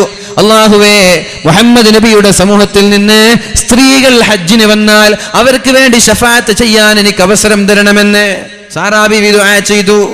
മഹാനായ ഇസ്മായിൽ നബി അലൈഹിസ്സലാം ദുആ ചെയ്തു, അല്ലാഹുവേ, അല്ലാഹുവിന്റെ ഹബീബിന്റെ ചെറുപ്പക്കാരിൽ നിന്ന് ഉമ്മത്തിൽ നിന്നുള്ള ചെറുപ്പക്കാർ ഹജ്ജിന് വന്നാൽ അവർക്ക് ശഫാഅത്ത് ചെയ്യാൻ എനിക്ക് അവസരം തരണമെന്ന്. അതേപോലെ മഹാനായ ഇസ്ഹാഖ് നബി അലൈഹിസ്സലാം ദുആ ചെയ്തു, അല്ലാഹുവേ, അല്ലാഹുവിന്റെ ഹബീബിന്റെ ഉമ്മത്തിൽ നിന്ന് മധ്യവയസ്കരായ ആളുകൾ ഹജ്ജിന് വന്നാൽ അവർക്ക് ശഫാഅത്ത് ചെയ്യാൻ എനിക്ക് അവസരം തരണമെന്ന് അവരുടെ വിളിയാണ്. ഇനി ശ്രദ്ധിക്കുക, ഒരാള് ചെറുപ്പക്കാരനായ ചെറുപ്പക്കാരൻ എന്ന് പറഞ്ഞാൽ 15 നമ്മുടെ 15 മുതൽ 40 വയസ്സ് വരെയുള്ള കാലയളവ് ചെറുപ്പക്കാരൻ എന്ന ഷാബ്, യുവത്വം എന്ന കാലയളവാണ്. ഈ സമയത്ത് ഹജ്ജിന് പോയ അയാൾ ഹജ്ജും ഉംറയും ചെയ്ത് തിരിച്ചു വന്നാൽ അവർക്ക് ആര് ശഫാഅത്ത് ചെയ്യും? നാളെ ഇസ്മായിൽ നബി അലൈഹിസ്സലാം. 40 to 50 മധ്യവയസ്കരാണ്. അവർ ആ വയസ്സിൽ ഉംറക്കോ ഹജ്ജിനോ പോയാൽ അവർക്ക് ശഫാഅത്ത് ചെയ്യുന്നത് മഹാനായ ഇസ്ഹാഖ് നബി അലൈഹിസ്സലാമാണ്. 50 മുതൽ മേലോട്ട് ആരെങ്കിലും ഹജ്ജിന് പോയാൽ അവർക്ക് വേണ്ടി നാളെ ശഫാഅത്ത് ചെയ്യുന്നത് ഇബ്രാഹിം നബി അലൈഹിസ്സലാമാണ്. പെണ്ണുങ്ങൾ ഹജ്ജിന് പോയാൽ അവർക്ക് വേണ്ടി ശഫാഅത്ത് ചെയ്യുന്നത് മഹദിയായ സാറാ ബീവി റളിയല്ലാഹു അൻഹയാണ്. അടിമകൾ ഇന്നില്ല. ഇതാര് ദുആ ചെയ്തു? ഒരു കുടുംബം മുഴുവനും നമ്മൾക്ക് വേണ്ടി ദുആ ചെയ്തു. അതുകൊണ്ടാണ് ആ കുടുംബത്തിന് വേണ്ടി നമ്മളും ദുആ ചെയ്യുന്നത്. എവിടെ? ഇബ്രാഹിം നബിയുടെ കുടുംബത്തിന് നമ്മൾ ദുആ ചെയ്യുന്നുണ്ട്. അല്ലാഹുമ്മ സ്വല്ലി അലാ സയ്യിദിനാ മുഹമ്മദിൻ കമാ സ്വല്ലൈത അലാ ഇബ്രാഹീമ വഅലാ ആലി ഇബ്രാഹീം. എൻ്റെ മറ്റുള്ള നബിമാർക്ക് ദുആ ചെയ്തില്ല? മൂസാ നബിക്ക് ദുആ ചെയ്യാറുണ്ടോ? മറ്റുള്ള നബിമാർക്ക് ദുആ ചെയ്യാറില്ലല്ലോ. അല്ലാഹുമ്മ സ്വല്ലി അലാ സയ്യിദിനാ മുഹമ്മദിൻ കമാ സ്വല്ലൈത അലാ ഇബ്രാഹീമ വഅലാ ആലി ഇബ്രാഹീം وبارك على سيدنا محمد وعلى آل سيدنا محمد كما باركت على إبراهيم وعلى آل إبراهيم. ഇബ്രാഹിം നബി അലൈഹിസ്സലാമിനും ഇബ്രാഹിം നബി അലൈഹിസ്സലാമിന്റെ കുടുംബത്തിനും വേണ്ടി നമ്മൾ ദുആ ചെയ്യുന്നത്, അവരുടെ പേരിൽ സ്വലാത്ത് ചൊല്ലുന്നത് വെറുതെയല്ല. ആ കുടുംബം മുഴുവനും നമ്മൾക്ക് വേണ്ടി ദുആ ചെയ്തിട്ടുണ്ട്. അള്ളാഹുവിന്റെ ഹബീബിന്റെ ഉമ്മത്തിന് വേണ്ടി ദുആ ചെയ്തിട്ടുണ്ട്. ആ കുടുംബ ബന്ധം ഓർക്കണം. നാളെ ഹജ്ജിന് പോകുമ്പോ കഅബ മന്ദിരം കാണുമ്പോ മഹാനായ ഇബ്രാഹിം നബി അലൈഹിസ്സലാമും പൊന്നുമോൻ ഇസ്മായിൽ നബി അലൈഹിസ്സലാമും കഅബ മന്ദിരം പണിതത് ഓർമ്മ വരണം. ഉംറക്ക് പോകുമ്പോ, ഹജ്ജിന് പോകുമ്പോ സഫയുടെയും മർവയുടെയും ഇടയിൽ നമ്മൾ സഅയ് ചെയ്യുന്ന സമയത്ത് മഹദിയായ ഹാജർ ബീവി റളിയല്ലാഹു അൻഹയെ ഓർമ്മ വരണം. സംസം വെള്ളം കുടിക്കുമ്പോൾ ഇസ്മായിൽ നബി അലൈഹിസ്സലാമിനെ ഓർമ്മ വരണം. ഇതിനു വേണ്ടിയിട്ടാണ് ഈ ദുആകളൊക്കെ നമ്മൾക്ക് വേണ്ടി അവരും ദുആ ചെയ്തിട്ടുണ്ട്. അല്ലാഹു റബ്ബ് സുബ്ഹാനഹു വ തആല ഒരുപാട് തവണ ഹജ്ജും ഉംറയും ചെയ്യാൻ നമ്മൾക്ക് തൗഫീക്ക് നൽകുമാറാവട്ടെ. റസൂലുള്ളാഹി സ്വല്ലല്ലാഹു അലൈഹി വസല്ലം പറഞ്ഞു, ഖൈറുക്കും, നിങ്ങളിൽ ഏറ്റവും നല്ലവൻ. ഒരു ചരിത്രം പറഞ്ഞിട്ട് ഞാൻ പകുതിയിൽ വെച്ചോ എന്ന് എനിക്കൊരു സംശയം. നിങ്ങളാരും ശ്രദ്ധിക്കൊന്നുമില്ലല്ലേ? നിങ്ങൾ ശ്രദ്ധിക്കുന്നില്ല. ഒരു ചരിത്രം ഞാൻ പറഞ്ഞിട്ട് പകുതിയിൽ വെച്ച് എനിക്ക് ഇപ്പോൾ ഓർമ്മയാണത്. ആയിഷാ ബീവി റളിയല്ലാഹു അൻഹയെ, നബി തങ്ങളെ സൽക്കാരത്തിന് ക്ഷണിക്കാൻ വേണ്ടി ഒരു സ്വഹാബി വന്നു. ആ സ്വഹാബി ചോദിച്ചു, യാ റസൂലല്ലാഹ്, അല്ലാഹുവിന്റെ ഹബീബേ, എൻ്റെ വീട്ടിലൊരു സൽക്കാരമുണ്ട്, നിങ്ങൾ വരുമോ? മനോഹരമായൊരു ഭക്ഷണ വസ്തു ഞാൻ പാചകം ചെയ്തിട്ടുണ്ട്, നിങ്ങൾ വീട്ടിലേക്ക് വരുമോ എന്ന് ചോദിച്ചപ്പോഴാണ് അള്ളാഹുവിന്റെ ഹബീബ സുഹാബിയോട് പറഞ്ഞത്, ഇന്നഹാ മഈ വ ആയിഷതു മഈ, എൻ്റെ ആയിഷയെ ഞാൻ കൂടെ കൂട്ടട്ടെ എന്ന്. എത്ര വയസ്സിലെന്നറിയോ? കല്യാണം കഴിഞ്ഞിട്ട് മധുവിധ ആഘോഷിക്കുന്ന സമയമല്ല. ഇന്ന് ഹണിമൂൺ പോകുന്നത് വരെ നല്ല ബന്ധമാണ്. ഹണിമൂൺ പോയി തിരിച്ചു വന്നാൽ പിന്നെ അങ്ങോട്ടും ഇങ്ങോട്ടും അസ്വാരസ്യങ്ങൾ ഇല്ലേ? ദാമ്പത്യ ജീവിതത്തിൽ കല്യാണം കഴിഞ്ഞിട്ട് ഹണിമൂണൊക്കെ പോയി തിരിച്ചു വരുമ്പോഴേക്കും ഭാര്യയും ഭർത്താവും അകന്നുകൊണ്ടേയിരിക്കുന്ന ഒരു സാഹചര്യം. എത്ര ഡിവേഴ്സുകൾ നടന്നു അല്ലേ? എത്ര ഡിവേഴ്സുകൾ നടന്നുകൊണ്ടിരിക്കുന്നു ചെറിയ ചെറിയ ചെറിയ കാര്യങ്ങളുടെ പേരിൽ. അള്ളാഹുവിൻ്റെ ഹബീബ് 59-60 വയസ്സിലാണ് തന്നെ സൽക്കാരത്തിന് ക്ഷണിക്കാൻ വന്ന സ്വഹാബിയോട് ചോദിക്കുന്നത്, ആയിഷത്തു മഈ, എൻ്റെ ആയിഷയെ ഞാൻ കൂടെ കൂട്ടട്ടെ, ആയിഷയെയും കൂട്ടിയിട്ട് ഞാൻ വരട്ടെ. ആ വന്ന മനുഷ്യൻ പറഞ്ഞു, നബിയെ വേണ്ട, നിങ്ങൾ വന്നാൽ മതി, ആയിഷയൊന്നും കൂട്ടിയിട്ട് വരണ്ട, നിങ്ങൾ വന്നാൽ മതി. ആയിഷ വേണ്ട നബിയെ, നിങ്ങൾ വന്നാൽ മതി. അള്ളാഹുവിന്റെ ഹബീബ് പറഞ്ഞു, ആയിഷ ഇല്ലാതെ ഞാനൊരു സദ്യയ്ക്ക് വരില്ല, ആയിഷയെ കൂടെ കൂട്ടാതെ ഞാനൊരു സദ്യയ്ക്ക് വരില്ല എന്ന് അള്ളാഹുവിന്റെ ഹബീബായ മുഹമ്മദ് മുസ്തഫ സല്ലല്ലാഹു അലൈഹി വസല്ലം. ഇത് നമ്മൾ പറയപ്പോ കല്യാണം കഴിഞ്ഞ് തുടക്കത്തിലൊരു വിരുന്നും സൽക്കാരൊക്കെ ഉണ്ടാവൂലേ? കല്യാണം കഴിഞ്ഞാൽ സൽക്കാരങ്ങൾ ഉണ്ടാകും. അപ്പോൾ വിളിക്കും, സൽക്കാരുണ്ട് വരണം, ഭാര്യയെ കൂടെ കൂട്ടണ്ടേ? ആ കൂട്ടണമെന്ന് പറയും. ഭാര്യയെ കൂട്ടിയിട്ട് നമ്മൾ പോവും 2-3 വർഷം. പിന്നെ ഭാര്യയെ വിളിച്ചില്ലെങ്കിൽ ആ സന്തോഷം ചങ്ങാതിമാരോട് കൂടെ അടിച്ചു പൊളിക്കാലോ. ഇത് അള്ളാഹുവിൻ്റെ ഹബീബിൻ്റെ ദാമ്പത്യ ജീവിതത്തിൽ ഉണ്ടായിട്ടില്ല. 60-ാമത്തെ വയസ്സിലും പറയാണ്, എൻ്റെ ആയിഷയെ ഞാൻ കൂടെ കൂട്ടട്ടെ എന്ന്. ആ സ്വഹാബി പറഞ്ഞു, വേണ്ട നബിയേ. അപ്പോഴാണ് അള്ളാഹുവിൻ്റെ റസൂൽ സല്ലല്ലാഹു അലൈഹി വസല്ലം പറഞ്ഞത്, ആയിഷയില്ലാതെ ഞാൻ വരുന്നില്ല, ആയിഷയില്ലാത്തൊരു സൽക്കാരത്തിന് ഞാൻ വരുന്നില്ല. ആ വന്ന സ്വഹാബി തിരിച്ചുപോയി. അല്പസമയങ്ങൾക്ക് ശേഷം വീണ്ടും വന്നു, യാ റസൂലല്ലാഹ്, അല്ലാഹുവിന്റെ ഹബീബേ, മനോഹരമായൊരു ഭക്ഷണം ഞാൻ പാചകം ചെയ്തിട്ടുണ്ട്, നിങ്ങൾ ഭക്ഷണം കഴിക്കാൻ വീട്ടിലേക്ക് വരുമോ? അല്ലാഹുവിന്റെ ഹബീബ് പറഞ്ഞു, വഹിയ മഈ, ആയിഷയെ ഞാൻ കൂടെ കൂട്ടട്ടെ. ആ മനുഷ്യൻ പറഞ്ഞു, വേണ്ട നബിയെ, നിങ്ങൾ വന്നാൽ മതി, ആയിഷയെ ഞാൻ വിളിച്ചിട്ടില്ല, ആയിഷയില്ലാതെ ഞാനും വരുന്നില്ല. റസൂലുള്ളാഹി തങ്ങൾ പോവാൻ തയ്യാറായില്ല. 3-ാമത്തെ തവണ സ്വഹാബി കടന്നു വന്നു, യാ റസൂലല്ലാഹ്, ഞാൻ മനോഹരമായൊരു സദ്യ ഒരുക്കിയിട്ടുണ്ട്, മനോഹരമായൊരു ഭക്ഷണം ഒരുക്കിയിട്ടുണ്ട്, നിങ്ങൾ എൻ്റെ വീട്ടിലേക്ക് ഭക്ഷണം കഴിക്കാൻ വരുമോ എന്ന് ചോദിക്കുമ്പോ അള്ളാഹുവിന്റെ ഹബീബ് 3-ാമതും ചോദിച്ചു, വഹിയ മഈ, എൻ്റെ ആയിഷയെ ഞാൻ കൂടെ കൂട്ടട്ടെ. അയാൾ പറഞ്ഞു, യാ റസൂലല്ലാഹ്, ആയിഷ വേണമെന്നാണ് നിങ്ങൾക്ക് നിർബന്ധമെങ്കിൽ കൂട്ടിക്കോളൂ, കുഴപ്പമില്ല, ആയിഷയെ കൂടെ കൂട്ടിക്കോളൂ. എന്നിട്ട് ആയിഷ ബീവി റളിയല്ലാഹു അൻഹയുടെ കൈകളും പിടിച്ചുകൊണ്ട് അല്ലാഹുവിന്റെ ഹബീബ് കുശലാന്വേഷണങ്ങൾ പറഞ്ഞുകൊണ്ട് ആ സ്വഹാബിയുടെ വീട്ടിലേക്ക് ഭക്ഷണം കഴിക്കാൻ പോയി എന്ന് സ്വഹാബാക്കൾ രേഖപ്പെടുത്തുന്നുണ്ട്. ഈ കൈകൾക്കിടയിൽ വിടവ് തന്നത് ഭാര്യമാരുടെ കൈയും പിടിച്ചുകൊണ്ട് സന്തോഷത്തോടെ നടന്നു പോകാൻ വേണ്ടിയിട്ടാണ്, ഹറാമുകൾ ചെയ്യാനല്ല, അന്യ അവിഹിത ബന്ധങ്ങൾ പുലർത്താനല്ല. ഭാര്യമാരുമായിട്ടുള്ള ബന്ധങ്ങൾ പുലർത്തണം, അവരുമായിട്ടുള്ള സമീപനങ്ങൾ നല്ല സമീപനങ്ങളായിരിക്കണം. അല്ലാഹു റബ്ബ് സുബ്ഹാനഹു വ തആല നമ്മുടെ ദാമ്പത്യ ജീവിതത്തിൽ ബറക്കത്ത് ചെയ്യട്ടെ. സ്വാലിഹീങ്ങളായ കൺകുളിർമയുള്ള മക്കളെ അല്ലാഹു നമ്മൾക്ക് നൽകുമാറാവട്ടെ. കല്യാണം കഴിഞ്ഞ് മക്കളില്ലാത്ത ഒരുപാട് സഹോദരിമാരുണ്ടാകും, ഒരുപാട് സഹോദരന്മാരുണ്ടാകും. ഞാൻ പറയട്ടെ, എന്നോടൊരു സഹോദരൻ പറഞ്ഞത്, 18 വർഷമായിട്ട് കല്യാണം കഴിഞ്ഞിട്ട് മക്കളില്ല, എന്തൊരു വിഷമമായിരിക്കും. 18 വർഷമായി ഇന്നേ വരെ ഒരു കുഞ്ഞിക്കാല് കാണാൻ എനിക്ക് പറ്റിയിട്ടില്ല, ദുആ ചെയ്യണം. 25 വർഷമായി എനിക്കൊരു കുഞ്ഞിക്കാല് കാണാനുള്ള ഭാഗ്യമില്ല, ദുആ ചെയ്യണമെന്ന് എത്രയെത്ര ആളുകൾ പറയുമ്പോ, ലാ തഖ്നതു മിർ റഹ്മത്തില്ലാഹ്, അല്ലാഹുവിന്റെ റഹ്മത്തിൽ നിന്ന് നിങ്ങൾ നിരാശരാവേണ്ട. കല്യാണം കഴിഞ്ഞ് തുടക്ക സമയങ്ങളിൽ എനിക്കിപ്പോഴൊന്നും കുട്ടി വേണ്ട, 2 വർഷം കഴിയട്ടെ എന്ന് നിങ്ങൾ അമാന്തിച്ച് നിൽക്കാറുണ്ടല്ലോ, പിന്തിപ്പിച്ച് നിൽക്കാറുണ്ടല്ലോ. ഇപ്പോഴൊന്നും എനിക്ക് കുട്ടി വേണ്ട, 2 വർഷം കഴിയട്ടെ എന്ന് ചെറുപ്പക്കാർ അവരുടെ മധുവിധ തീരുന്നതിന് വരെ കാത്തിരിക്കാറുണ്ടല്ലോ. അത് ശരിയല്ല. അള്ളാഹു നൽകുന്നതിനെ തടഞ്ഞുന്നത് ഒരിക്കലും അള്ളാഹു പൊരുത്തപ്പെടുന്ന വിഷയമല്ല. നിങ്ങൾക്ക് തോന്നുമ്പോൾ കുട്ടി ഉണ്ടാകുമെന്ന് നിങ്ങൾക്ക് തോന്നുന്നുണ്ടോ? നിങ്ങൾ ആഗ്രഹിക്കുമ്പോൾ നിങ്ങൾക്ക് കുട്ടി ലഭിക്കുമെന്ന് ആരാണ് പറഞ്ഞത്? ആരാ പറഞ്ഞത്? നിങ്ങൾ ആഗ്രഹിക്കുമ്പോൾ നിങ്ങൾക്ക് കുട്ടി ലഭിക്കുമെന്ന്? 25 വർഷമായി ഉസ്താദുമാരെ കാണുന്നു, ഡോക്ടർമാരെ കാണുന്നു, സ്വതക്ക ചെയ്യുന്നു, സംഭാവന ചെയ്യുന്നു, കുട്ടിയില്ലാത്ത ആയിരക്കണക്കിന് ആളുകളുണ്ട്. എന്തേ കുഴപ്പം? അള്ളാഹു ഒരു പക്ഷെ കൊടുക്കാൻ ഉദ്ദേശിച്ചിട്ടില്ലായിരിക്കാം. എന്നാൽ ചെറുപ്പക്കാരാ, കല്യാണത്തിന്റെ മധുവിധുമായി തേനൂറുന്ന സമയങ്ങളിൽ ഭാര്യയും ഭർത്താവുമായിട്ടൊരു സംസാരമുണ്ട്, ഒരു സംഭാഷണമുണ്ട്. ഇപ്പോഴൊന്നും എനിക്ക് കുട്ടി വേണ്ട, കുറച്ച് കഴിയട്ടെ എന്ന് ഒരുപക്ഷെ അള്ളാഹു നിങ്ങൾക്ക് നൽകാനിരിക്കുന്ന കുട്ടിയെ നിങ്ങളുടെ ആ തീരുമാനം കാരണം നിങ്ങൾ മാറ്റിവെച്ചാൽ ഒരുപക്ഷെ ജീവിതാവസാനം വരെ നിങ്ങൾക്ക് കുട്ടി ലഭിച്ചെന്ന് വരില്ല. അല്ലാതെ ഇപ്പോൾ കുട്ടിയൊന്നും വേണ്ട എന്ന വിശ്വാസത്തോടെ ആഗ്രഹത്തോടെ നിങ്ങൾ ശാരീരിക ബന്ധത്തിൽ ഏർപ്പെടുകയും അതിൽ നിന്ന് നിങ്ങൾക്കൊരു കുട്ടിയുണ്ടായാൽ ഭാര്യയുടെ താല്പര്യം എനിക്ക് കുട്ടി വേണ്ട എന്നാണ്, ഭർത്താവിന്റെ താല്പര്യം എനിക്ക് കുട്ടി വേണ്ട എന്നാണ്. അങ്ങനെ ശാരീരികമായി ബന്ധപ്പെടുമ്പോഴാണ് അതിൽ നിന്ന് കുട്ടിയുണ്ടായത്. ആ കുട്ടി ലോകത്തിനും മാതാപിതാക്കൾക്കും സമൂഹത്തിനും വേണ്ടാത്ത കുട്ടിയായി മാറുമെന്ന് പറഞ്ഞത് മനഃശാസ്ത്രജ്ഞന്മാരല്ല, അള്ളാഹുവിന്റെ ഹബീബിന്റെ ഹദീസിന്റെ വചനങ്ങളും ഇന്ന് നടക്കുന്ന വൈദ്യശാസ്ത്രത്തിന്റെ പരീക്ഷണങ്ങളും നമ്മൾക്ക് വിളിച്ചോതുകയാണ്. കുട്ടി വേണ്ട, കുട്ടി വേണ്ട എന്ന് പറഞ്ഞിട്ട് പിന്തിപ്പിക്കുക. അതിനിടയിൽ അറിയാതെ കുട്ടി ഉണ്ടാവുക, ഭാര്യയ്ക്ക് വിഷമായി, ഭർത്താവിന് വിഷമായി. ഈ കുട്ടി അന്ന് മുതൽ നിനക്ക് വേണ്ടാത്ത കുട്ടിയായിട്ടാണ് വളരുക. ഇങ്ങനത്തെ കുട്ടികളുണ്ടാകും. അവർ മന്ദബുദ്ധികളായിട്ടാണ് വളരുക. അവർക്ക് ബുദ്ധിയിൽ വൈകല്യം ഉണ്ടാകും, സ്വഭാവത്തിൽ വൈകല്യം ഉണ്ടാകും.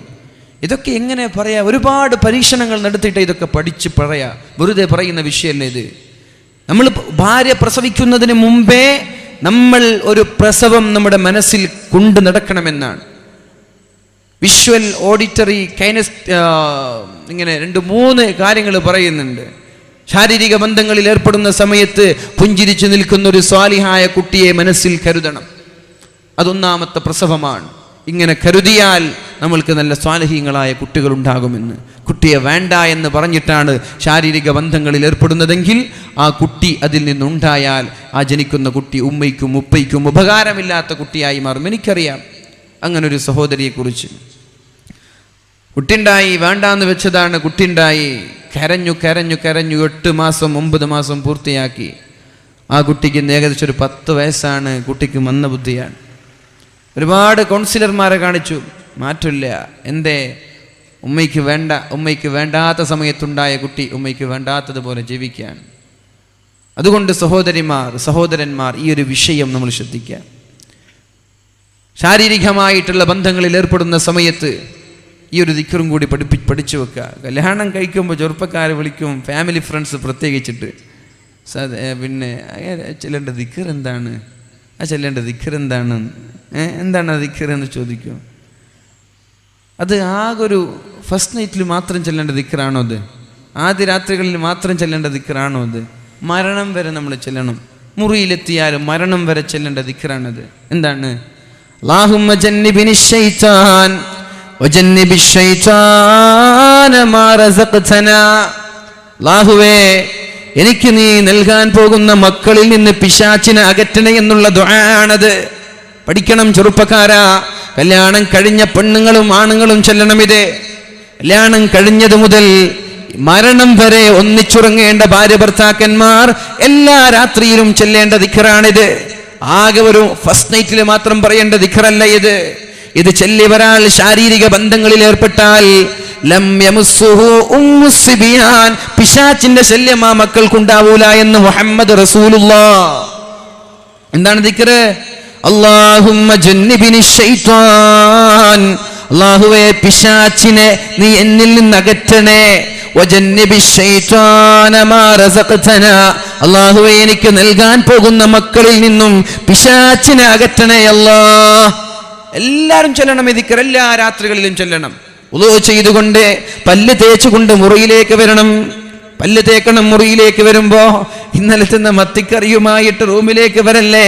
പ്രത്യേകിച്ചിട്ട് കല്യാണം കഴിഞ്ഞ ദമ്പതിമാർ, നിങ്ങളുടെ ഇടയിലുള്ള ഇണക്കം വർദ്ധിക്കണം, സ്നേഹം വർദ്ധിക്കണം. അതിനൊരു ഉപകരണമാണ് സുഗന്ധം എന്നുള്ളത്. സുഗന്ധം ഭൂഷണം. ഉറങ്ങുന്ന ബെഡ്റൂമിൽ സുഗന്ധമുണ്ടാവണം.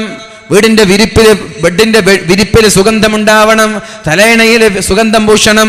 ആകെ ഒരു കല്യാണം എന്ന് കേൾക്കുമ്പോഴേക്കും കുളിച്ച് അണിഞ്ഞ് ചമഞ്ഞൊരുങ്ങി സുഗന്ധം പൂശി പുറത്തിറങ്ങുന്ന പെണ്ണെ, അല്ലാഹുവിന് ഇഷ്ടമില്ലാത്ത വിഷയമാണത്. നാട്ടുകാർക്കല്ല നിന്റെ സൗന്ദര്യം നീ പ്രകടിപ്പിക്കേണ്ടത്. നാട്ടുകാരുടെ മുമ്പിലല്ല നീ അണിഞ്ഞൊരുങ്ങേണ്ടത്. നാട്ടുകാരുടെ മുമ്പിലല്ല നീ ചമയേണ്ടത്. നിന്റെ ഭർത്താവിന്റെ മുമ്പിലാണ്. രാത്രി സമയങ്ങളിൽ മനോഹരമായി വുളൂ ചെയ്തു പല്ല് തേച്ചു ബെഡ്റൂം മനോഹരമാക്കി നല്ല മനോഹരമായ വസ്ത്രങ്ങൾ ധരിച്ചുകൊണ്ട് സെന്റ് തേച്ച് അത്തറ് പൂശി കിടന്നുറങ്ങിയാൽ നിന്റെ ദാമ്പത്യ ജീവിതം പരിമളമാണ്, സുഗന്ധപൂരിതമാണ്. ചെയ്തുകൂടെ? എന്തിനാണ് പുറത്തിറങ്ങുമ്പോൾ മാത്രം ഒരു ചമഞ്ഞൊരുങ്ങൽ? ആര് കാണാൻ വേണ്ടിയിട്ടാണ് ഇതൊക്കെ? നിന്റെ ഭർത്താവ് വീട്ടിലാണ്, നിന്റെ ഉമ്മ വീട്ടിലാണ്, നിന്റെ ആങ്ങളമാര് വീട്ടിലാണ്, നിന്റെ സഹോദരിമാര് വീട്ടിലാണ്, നിന്റെ മക്കള് വീട്ടിലാണ്. പിന്നെ ആരെ കാണിക്കാനാണ് പുറത്തേക്ക് ഇറങ്ങുമ്പോൾ മാത്രം ഒന്ന് ഭംഗിയാവുന്നത്? അല്ലേ? വീട്ടിലിരിക്കുമ്പോൾ ഒരു കീറിപ്പറിഞ്ഞ ഒരു നൈറ്റി, പുക പിടിച്ചൊരു നൈറ്റി ചുളിഞ്ഞിട്ട് ഇസ്തിരിട്ടൊരു കാലങ്ങളായിട്ടുണ്ടാവും. മീൻ മുറിച്ചാൽ പറിച്ചോനെ പിന്നെ മീനിൻ്റെ സ്മെല്ലുണ്ടാവും. ഇതിൽ വീട്ടിലിങ്ങനെയൊക്കെ മതി. പുറത്തിറങ്ങാന്ന് പറയാം. കല്യാണം ഉണ്ടെന്ന് പറഞ്ഞാലോ ഷോപ്പിംഗ് ഉണ്ടെന്ന് പറഞ്ഞാലോ പിന്നെ നിങ്ങൾ നിൽക്കണേ, ഞാനൊന്ന് ഒരുങ്ങട്ടെ.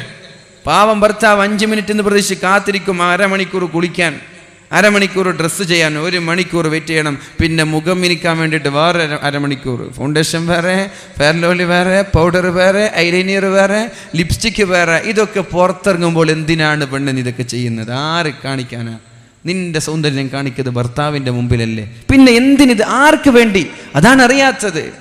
കല്യാണം കഴിഞ്ഞാൽ പിന്നെ മുഖമൊക്കെ മറിച്ച് നടന്നൂടെ? കല്യാണം കഴിഞ്ഞതിന് മുമ്പേ നടക്കണം. കല്യാണം കഴിഞ്ഞാൽ മാത്രമല്ല.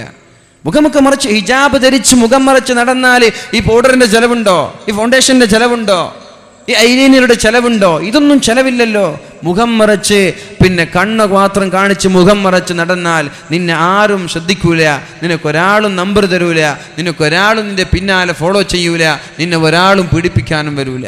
നീ നിന്റെ സൗന്ദര്യം നിന്റെ ഭർത്താവിൻ്റെ മുമ്പിൽ പ്രകടിപ്പിക്കുക.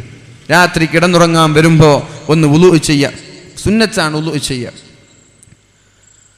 വുളു ചെയ്തു പല്ല് തേച്ചു. അല്ലാഹുവിന്റെ ഹബീബ് സല്ലല്ലാഹു അലൈഹി വസല്ലം ഉറങ്ങാൻ കിടക്കുമ്പോൾ പല്ല് തേക്കും. ആ ഒരു അറാക്ക് അല്ലാഹുവിന്റെ ഹബീബായ റസൂലുള്ളാഹി സല്ലല്ലാഹു അലൈഹി വസല്ലം തലയണയുടെ താഴെ വെക്കും. എന്നിട്ട് രാവിലെ എണീറ്റാലേ ഭാര്യ എവിടെ ഫാത്തിമ കട്ടൻ ചായ എടുക്കുന്നല്ല പറയാ, ഉമ്മുകുൽസോ ചൂടുവെള്ളം കൊണ്ടുവരാന്നല്ല പറയാ. രാവിലെ എണീച്ചാലേ തലയണയുടെ അടിയിൽ നിന്ന് അറാക്കെടുക്കും, എന്നിട്ട് പല്ല് തേക്കും. എന്നിട്ട് തൻ്റെ ഭാര്യ പത്നി ആയിഷയുടെ കയ്യിൽ കൊടുക്കും. ആയിഷ ഇത് കഴുകി വെക്ക്. ആയിഷ ബിവി കഴുകുന്നതിന് മുമ്പ് ആ ഒരു അറാക്കെടുത്തിട്ട് തൻ്റെ പല്ലും കൂടി തേക്കും. നമ്മളോ എങ്ങാനും ബാത്റൂമിൽ ചെന്നിട്ട് കരണ്ട് പോയി ഒരു ബ്രഷ് എടുത്തു, പേസ്റ്റ് ഇട്ട്, അപ്പോഴാണ് കരണ്ട് വന്ന്, പഠിച്ചോനെ ഇത് ഭർത്താവിൻ്റെ ബ്രഷാണല്ലോ, പഠിച്ചോനെ ഇത് ഇനിയിപ്പോൾ എന്താ ചെയ്യുക, തുടച്ചു പോയാൽ പിന്നെ ഛർദ്ദിക്കുകയും ചെയ്യുക. അങ്ങനെ ഒരു ബന്ധമാണ് നമ്മൾക്കിടയിലുള്ളത്.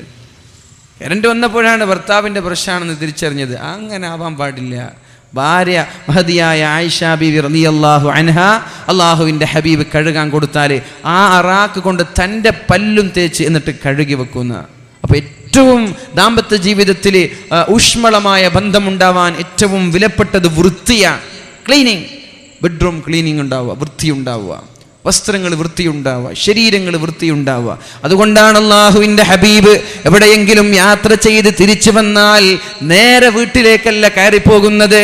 ചില ഭർത്താക്കന്മാർക്കൊരു സ്വഭാവമുണ്ട്, ഗൾഫിലിരിക്കുന്ന പ്രവാസികളായ ഭർത്താക്കന്മാർക്കൊരു സ്വഭാവമുണ്ട്. ഭാര്യ അറിയിക്കാതെ രഹസ്യമായി വീട്ടിലേക്ക് വരുന്നൊരു സ്വഭാവം. അത് നല്ലതല്ല. നിങ്ങൾ ഭാര്യമാരോട് വിളിച്ചു പറയണം, എന്നാൽ ഇന്ന സമയത്ത് ഞാൻ വരുമെന്ന്. അപ്പോഴേക്കും ഭാര്യയ്ക്കൊന്ന് കുളിച്ച് വൃത്തിയായി ശരീരം വൃത്തിയാക്കി നല്ല സുഗന്ധം പൂശി പുഞ്ചിരിച്ചുകൊണ്ട് സുസ്മേര വദനയായി ഭർത്താവിന് സ്വീകരിക്കാൻ പറ്റും. അപ്പോഴാണ് ഭർത്താവ് കോളിംഗ് ബെല്ലടിക്കുന്നത്. സുന്ദരിയായി പുഞ്ചിരിച്ചിരിക്കുന്ന സുഗന്ധം പൂശിയ ഭാര്യ കാണുമ്പോൾ തന്നെ സന്തോഷം തോന്നും. അല്ലത്തി തസുറുഹു ഇദാ നളർ, നീ നോക്കുമ്പോൾ നിനക്ക് സന്തോഷം വേണം. ഭാര്യ കാണുമ്പോൾ മാഷാ അല്ലാഹ് എന്തോ ഒരു സൗന്ദര്യം, മനസ്സിന് റാഹത്തായി. ഇങ്ങനെ നിൽക്കണമെങ്കിൽ എന്ത് വേണം? നീ വിളിച്ചിട്ട് പറയണം ഞാൻ ഇന്നാലെന്ന സമയത്ത് എത്തുമെന്ന്. നീ വല്ല സർപ്രൈസ് ആക്കല്ലേ, പെട്ടെന്ന് കോളിംഗ് ബെല്ലടിക്കുക. പാവം എന്തോ ഉറങ്ങിയിട്ട് കണ്ണൊക്കെ പീളൊക്കെ നിറഞ്ഞിട്ട് ഇങ്ങനെ നിൽക്കുകയാണ്. അപ്പോഴാണ് ഒരു കോളിംഗ് ബെല്ല്. പടച്ചോനെ നിനക്കും വെറുപ്പായി, പടച്ചോൻ ഇവളെന്താ ഇങ്ങനെ ഈ ഒരു കോലത്തിൽ. അതിനവസരം ഉണ്ടാക്കണ്ട. നബി തങ്ങൾ എവിടെ പോയാലും ആദ്യം ഭാര്യമാർ കാണുന്ന രീതിയിൽ പള്ളിയിൽ കയറും. നബി തങ്ങൾ പള്ളിയിൽ കയറിയ ഭാര്യമാർക്കറിയും അവരൊക്കെ കുടിച്ച് ഫ്രഷായി. അള്ളാഹുവിൻ്റെ ഹബീബും പള്ളിയിൽ നിന്ന് ഉളുവൊക്കെ ചെയ്തു, മുഖവും ശരീരമൊക്കെ മിനുക്കി 2 റക്അത്ത് സുന്നത്ത് നിസ്കരിച്ചിട്ടാ വീട്ടിൽ പോകും. എന്തിന്? ഇത് ഭാര്യമാർക്ക് ഒരുങ്ങാൻ സമയം കൊടുക്കാൻ, ശരീരം വൃത്തിയാക്കാൻ സമയം കൊടുക്കാൻ, നല്ല വസ്ത്രം ധരിക്കാൻ സമയം കൊടുക്കാൻ. അപ്പോൾ ഭാര്യമാരോട് പറയാം, അവർക്ക് സാവകാശം കൊടുക്കുക. അവർ നല്ല അണിഞ്ഞൊരുങ്ങി നിൽക്കും. അള്ളാഹു തൗഫീക്ക് ചെയ്യട്ടെ. സുഗന്ധവും ക്ലീനിങ്ങും വൃത്തിയും ദാമ്പത്യ ജീവിതത്തിന്റെ ഏറ്റവും വലിയ അടിസ്ഥാന കാര്യമാണ്. ദാമ്പത്യ വിജയത്തിന്റെ അടിസ്ഥാന കാര്യമാണത്. സുഗന്ധം പൂശിയ മുറിയിൽ, റൂമിൽ, പുറത്തേക്ക് ഇറങ്ങുമ്പോൾ സുഗന്ധം പൂശുന്നത്. അള്ളാഹുവിന്റെ ഹബീബ് പറഞ്ഞു, അൽ മർഅതു ഇദാ ഇസ്തഅതറത്, ഒരു പെണ്ണ് സുഗന്ധം പൂശി പുറത്തിറങ്ങി ആളുകൾ എന്നെ കാണട്ടെ, ആളുകൾ എന്നെ ശ്രദ്ധിക്കട്ടെ എന്ന രീതിയിൽ ആളുകൾക്കിടയിൽ സുഗന്ധം പൂശി ഒരു പെണ്ണ് പുറത്തിറങ്ങിയാൽ അവൾ വ്യഭിചാരിയാണെന്ന് മുഹമ്മദ് മുസ്തഫ. ഈ സ്ഥലത്ത് ഒരുമിച്ച് കൂടിയിരിക്കുന്ന സഹോദരിമാരെ, സ്കൂളിലേക്ക് പോകുന്ന സമയത്ത് മനോഹരമായ യൂണിഫോമുകളിൽ ഇസ്ത്രീയിട്ട് സുഗന്ധം പൂശി എൻ്റെ ക്ലാസ്മേറ്റുകൾ ശ്രദ്ധിക്കാൻ വേണ്ടി, പോകുന്ന വഴിയിലുള്ള പൂവാലന്മാർ ശ്രദ്ധിക്കാൻ വേണ്ടി, പോകുന്ന ബസ്സിലെയും ഓട്ടോയിലെയും വാഹനങ്ങളിലെയും ആളുകൾ ശ്രദ്ധിക്കാൻ വേണ്ടി സുഗന്ധം പൂശി നീ പുറത്തിറങ്ങിയാൽ നിനക്ക് അല്ലാഹുവിന്റെ ഹബീബ് നൽകിയ സർട്ടിഫിക്കറ്റ് എന്താ? നീ വ്യഭിചാരിയാണ് എന്നതാണ്. വ്യഭിചാരിയാണ്. ആളുകൾ കാണാൻ വേണ്ടി ശരീരം ഭംഗിയാക്കുന്നവൾ വ്യഭിചാരിയാണ്. എന്തേ ഇതുകൊണ്ടുള്ള കുഴപ്പം? നീ മനോഹാര്യമായി വളരെ ഭംഗിയോടെ പുറത്തിറങ്ങുമ്പോ അവിടെയുള്ള ചെറുപ്പക്കാരന് നിന്നോട് താല്പര്യം തോന്നും. അവൻ നിന്നെ നോക്കും, അത് ഹറാമാണ്. അവന്റെ നോട്ടത്തിന് കാരണം നീയാണ്. മുഖം മറക്കാതെ ശരീരം ഭംഗിയാക്കി നടന്നത് നീയാണ്. അതുകൊണ്ട് മുഖം മറിച്ച് നടന്നേക്ക്. അല്ലാഹു തൗഫീഖ് ചെയ്യട്ടെ. നിങ്ങൾക്ക് തോന്നുന്നുണ്ടാകും, എന്താണ് ഉസ്താദ് നമുക്ക് പുറത്തിറങ്ങാൻ അവകാശമില്ലേ? ഉണ്ട്, ഇല്ല എന്നല്ല. നിങ്ങൾ പുറത്തിറങ്ങിക്കോ, മുഖമൊക്കെ മറിച്ച് അമൃത്ത് മറിച്ച് പുറത്തിറങ്ങിക്കോ. അപ്പം ആളുകൾ ഇനി കല്യാണം കഴിഞ്ഞില്ലേ പിന്നെന്തിനാ ആളുകളെ കാണിച്ചു കൊടുക്കുന്നത്? പിന്നെ ഭർത്താവിന് കാണിച്ചു കൊടുക്കുക സൗന്ദര്യമൊക്കെ. അപ്പോൾ നല്ല വൃത്തി അത് ഏറ്റവും വലിയ മൂലഘടകമാണ്. ബെഡ്റൂം വൃത്തി ഉണ്ടാവുക, ബാത്റൂം വൃത്തി ഉണ്ടാവുക, വീട് വൃത്തി ഉണ്ടാവുക, വസ്ത്രങ്ങൾ വൃത്തി ഉണ്ടാവുക. എന്നിട്ട് ഉറങ്ങാൻ കിടക്കുമ്പോ വുളൂ ചെയ്ത് കടന്നു വന്നു, പല്ല് തേച്ച് കടന്നു വന്നു. പല്ല് തേക്കാതെ ഉള്ളിയൊക്കെ തിന്നിട്ടേ പല്ല് തേക്കാതെ ഭാര്യയും ഭർത്താവും കിടന്നുറങ്ങാനുള്ള അവസ്ഥ എന്തായിരിക്കും? ഭാര്യ എന്തെങ്കിലും ചോദിക്കും, നിങ്ങൾ എന്തിനാ വരെ പോയിട്ട് വരുമ്പോൾ വൈകിയല്ല പഠിച്ചോനെ. പിന്നെ ഭർത്താവ് അങ്ങോട്ട് നോക്കുവോ? ഭർത്താവ് പല്ല് തേക്കാതെ വന്നിട്ട് മത്തിക്കറിയാണ് കൂട്ടിയെന്ന് കരുതിയേക്ക് മത്തിക്കറിയും കൂട്ടിയിട്ട് ഭാര്യ വന്നു. എന്നിട്ട് ഭർത്താവിനോട് സംസാരിക്കും, നിങ്ങൾ എന്താ ഇന്ന് വൈകുന്നേരം വരെയും വൈകിപ്പോയത്?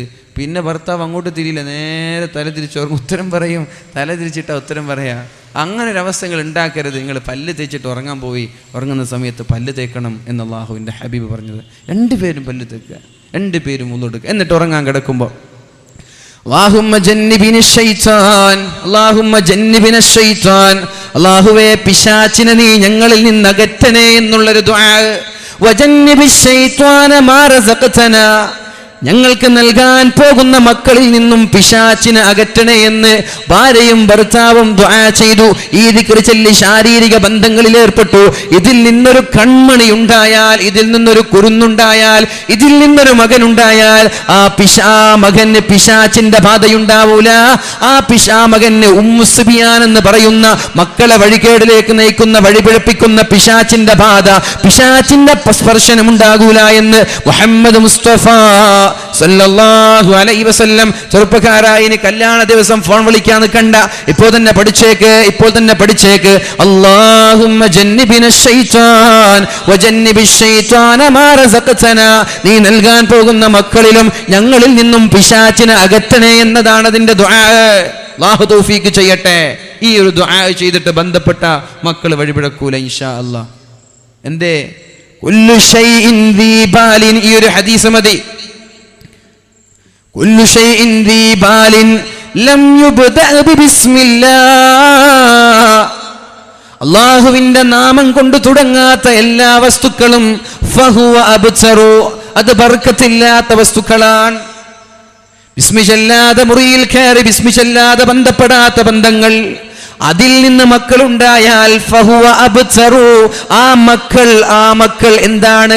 ബർക്കത്തില്ലാത്ത മക്കളാണ്. കുല്ലു ശൈഇൻ ദീ ബാലിൻ, എല്ലാ നല്ല കാര്യങ്ങളും ലം യുബ്ദഅ ബിസ്മില്ലാഹ്, അല്ലാഹുവിന്റെ നാമം കൊണ്ട് തുടങ്ങാത്ത എല്ലാ നല്ല കാര്യങ്ങളും ഫഹുവ അബ്തറു, അതിൽ ബർക്കത്തില്ല, ബർക്കത്ത് മുറിഞ്ഞു പോയതാണ് എന്ന് മുഹമ്മദ് മുസ്തഫ സല്ലല്ലാഹു അലൈഹി വസല്ലം. ഇനി ആലോചിക്ക്, മക്കൾ വഴിപിഴച്ചു പോയി, ഞാൻ ബിസ്മി ചെല്ലാറുണ്ടോ, ഞാൻ ദിക്ർ ചെല്ലാറുണ്ടോ, ഓതു കൊടുത്തിട്ടാണോ വരുന്നത് എന്നൊക്കെ ആലോചിക്കുക. എന്നിട്ട് ദാമ്പത്യ ജീവിതം മനോഹരമാക്കാൻ ഇന്നു മുതൽ നമ്മൾ തുടങ്ങാം. തൗഫീഖ് ചെയ്യട്ടെ, അല്ലാഹു തൗഫീഖ് ചെയ്യട്ടെ. റസൂലുള്ളാഹി തങ്ങൾ പറഞ്ഞു, ഖൈറുക്കും, നിങ്ങളിൽ ഏറ്റവും നല്ലവൻ ആരാണ്? ഖൈറുക്കും ലി അഹ്ലിഹി, സ്വന്തം ഭാര്യയോട് മാന്യമായി പെരുമാറുന്നവനാണ് ഏറ്റവും നല്ലവൻ. അത് എന്തോ ഒരു നല്ലൊരു ഹദീസാണ്. നബി തങ്ങളുടെ ഹദീസിനെ കുറിച്ചൊക്കെ ആലോചിക്കുമ്പോൾ അത്ഭുതം തോന്നാണ്. കാരണം ഇപ്പം ഞാൻ നിങ്ങളുടെ മുമ്പിൽ നല്ലതേ ചെയ്യൂ. എന്തേ, ഞാൻ ഇന്ന് കണ്ട് ഇനിയിപ്പോൾ നിങ്ങൾക്ക് എന്നെ കാണാനൊന്നുമില്ല, അപ്പോൾ നിങ്ങളൊക്കെ ഇവിടെ ഇരിക്കാണ്ട്, അപ്പോൾ ഞാനിവിടെ എന്ത് ചെയ്യൂല, തെറ്റൊന്നും ചെയ്യും, നല്ലത് ഇവിടെ ചെയ്യൂ, നിങ്ങൾ എന്നെക്കുറിച്ച് നല്ലത് പറയാൻ വേണ്ടിയിട്ട്. അതേപോലെ സാമൂഹിക പ്രവർത്തകന്മാർ, രാഷ്ട്രീയ നേതാക്കന്മാർ, ഇവരൊക്കെ പുറത്ത് കാണുമ്പോൾ നല്ല ആളാണ്, നല്ല രീതിയിൽ പെരുമാറും, അടുത്ത ഇലക്ഷനിൽ വോട്ട് കിട്ടാൻ വേണ്ടിയിട്ട്. പക്ഷേ അവിടെയൊന്നുമല്ല നല്ലവനാണോ ചീത്തവനാണോ എന്ന് നമ്മൾ തീരുമാനിക്കുന്നത്. എവിടെ? ഭാര്യയോടുള്ള സമീപനം എങ്ങനെ? വീട്ടിൽ ഇയാളെങ്ങനെ? എപ്പോഴും ഭാര്യയെ കുറ്റപ്പെടുത്തി ചീത്ത പറയുന്ന ആളാണോ? ചായക്ക് പഞ്ചസാര തികയാത്തതിൻ്റെ പേരിൽ ചീത്ത പറയുന്ന ആളാണോ? കറിക്ക് ഉപ്പ് കുറഞ്ഞതിൻ്റെ പേരിൽ പാത്രങ്ങളൊക്കെ പൊട്ടിക്കുന്ന ആളാണോ? ഇസ്തിരി ഇട്ടു, ഒന്ന് ഇസ്തിരിയുടെ ആ ഒരു പിന്നെ എന്താ പറയുക ചുരുണ്ടുപോയത് നിവരാത്തതിൻ്റെ പേരിൽ ഭാര്യയോട് പിണങ്ങുന്ന ആളാണോ? പോയി, ഒന്നിനും കൊള്ളൂല, നീ ഒന്നിനും പറ്റാത്തവനാണ്. നീ ഏറ്റവും നന്നായി പെരുമാറേണ്ടത് നിന്റെ ഭാര്യയോടാണ്. കാരണം ഭാര്യമാർ നമ്മൾക്ക് ചെയ്യുന്ന എത്ര ഉപകാരങ്ങൾ നിങ്ങൾ ഓർക്കാറുണ്ടോ? നമ്മൾക്ക് ഭക്ഷണം നൽകാൻ അവർക്ക് ബാധ്യതയില്ല, നമ്മുടെ മക്കളെ പോറ്റാൻ അവർക്കതിൻ്റെ ഡ്യൂട്ടിയില്ല, നമ്മുടെ വസ്ത്രം അലക്കുകയാണ് അവരുടെ ഉത്തരവാദിത്തമല്ല. ഞാൻ അത്ഭുതപ്പെട്ടു പോകുന്ന വിഷയമാണ്. ഒരു ഭാര്യയ്ക്കും ഭർത്താവിൻ്റെ വസ്ത്രം അലക്കുക എന്നത് ഭാര്യയുടെ ബാധ്യതയല്ല. എന്നിട്ട് അള്ളാഹുവിൻ്റെ സ്വർഗം പ്രതീക്ഷിച്ചിട്ട് ഭാര്യ ഭർത്താവിൻ്റെ വസ്ത്രം അലക്കി കൊടുക്കുക, നമ്മൾക്ക് വേണ്ടിയിട്ട് ഒരു ഉപകാരം ചെയ്യുക. ആ ഉപകാരം ചെയ്തതിൽ ഒന്ന് വസ്ത്രത്തിൻ്റെ ഒരു കറ പോവാത്തതിൻ്റെ പേരിൽ ഭാര്യ അടിക്കുക, ഭാര്യയെ ചീത്ത പറയുക. എന്താണിത്? ഭാര്യ ചെയ്തു തരേണ്ട ബാധ്യതയിൽ വീഴ്ച വരുത്തിയാൽ നമ്മൾ ദേഷ്യപ്പെടാം. ഇങ്ങോട്ട് ചെയ്തു തരേണ്ട ബാധ്യതയിൽ നമ്മുടെ ഭാര്യമാർ വീഴ്ച വരുത്തിയാൽ ഭാര്യമാരോട് നമ്മൾക്ക് ദേഷ്യപ്പെടാം. പക്ഷെ ഇത് ബാധ്യതയല്ലല്ലോ, ഇങ്ങോട്ട് ചെയ്യുന്നൊരു ഓഫറാണ്. ആ ഓഫറിൽ വീഴ്ച പറ്റിയതിൻ്റെ പേരിൽ എങ്ങനെയാണ് നമ്മൾക്ക് ദേഷ്യപ്പെടാൻ പറ്റുക? അതുകൊണ്ട് സഹോദരന്മാർ, എക്സ്ക്യൂസ് വേണം, ഇളവ് വേണം. വസ്ത്രത്തിൻ്റെ ചുരുണ്ടുപോയ ഭാഗം നിവരാത്തതിൻ്റെ പേരിൽ പിണങ്ങരുത്, ദേഷ്യപ്പെടരുത്, തെറ്റി നിൽക്കരുത്. അതേപോലെ അലക്കിയിട്ട് ചളി പോവാത്തതിൻ്റെ പേരിൽ പ്രശ്നമുണ്ടാക്കരുത്. അള്ളാഹുവിൻ്റെ ഹബീബ് പറഞ്ഞു, ഖൈറുക്കും, നിങ്ങളിൽ ഏറ്റവും നല്ലവനാരാണ്? ഖൈറുക്കും ലി അഹ്ലിഹി, ഭാര്യയോട് നല്ല രീതിയിൽ പെരുമാറുന്നവനാണ്. കൂടെ കിടക്കുന്നവനെ രാപ്പനി അറിയൂ എന്നൊരു ചൊല്ലുണ്ട്, അല്ലേ? ഒരാളുടെ തനി നിറം അറിയണമെങ്കിൽ അയാളുടെ കൂടെ കുറച്ചു കാലം ജീവിക്കണം, അയാളുടെ കൂടെ യാത്രയെങ്കിലും പോകണം. കൂടെ കിടക്കുന്ന ആളുകൾക്ക് ഇയാളുടെ യഥാർത്ഥ സ്വഭാവം തിരിച്ചറിയാൻ പറ്റുള്ളൂ. എപ്പോഴെങ്കിലും കണ്ട് അസ്സലാമു അലൈക്കും നല്ല കുപ്പായം കതർക്കിട്ട് വരുമ്പോൾ മാഷാ അല്ലാഹ് നല്ല ആളാണല്ലോ, അങ്ങനെ പറയണ്ട. ഇയാളുടെ വീടിൻ്റെ അവസ്ഥ എന്താണ്? ഖൈറുക്കും ലി അഹ്ലി, സ്വന്തം ഭാര്യമാരോട് നല്ല രീതിയിൽ പെരുമാറുന്നവനാണ് ഏറ്റവും നല്ലവൻ. ഞാൻ എൻ്റെ വാക്കുകൾ ഉപസംഹരിക്കുകയാണ്. ഇൻഷാ അല്ലാഹ് ബാക്കി നമ്മൾക്ക് നാളെ സംസാരിക്കാം. ഈ വിഷയവുമായി ബന്ധപ്പെട്ട് ചെറുപ്പക്കാരിലേക്ക് നാളെ ഇങ്ങനെ പോവാം, കുഴപ്പമില്ലല്ലോ. ഇൻഷാ അല്ലാഹ് നാളെ നേരത്തെ തുടങ്ങിയതല്ലേ ഇന്ന്, അല്ലേ? അതുകൊണ്ട് ഇൻഷാ അല്ലാഹ് ഒരു 10:50 11 മണിയാകുമ്പോൾ ഞാൻ ഒരു 10 മിനിറ്റ്. നാളെ എത്ര മണിക്ക് തുടങ്ങും? 8 മണിക്ക്. എത്ര മണിക്കാണ് തുടങ്ങല്? 8 മണി. 7:30 തുടങ്ങും. 8 മണിക്ക് എനിക്ക് മൈക്ക് തരുമെങ്കിൽ, അല്ലേ? നിങ്ങളൊക്കെ 8 മണിക്ക് എത്തുമോ?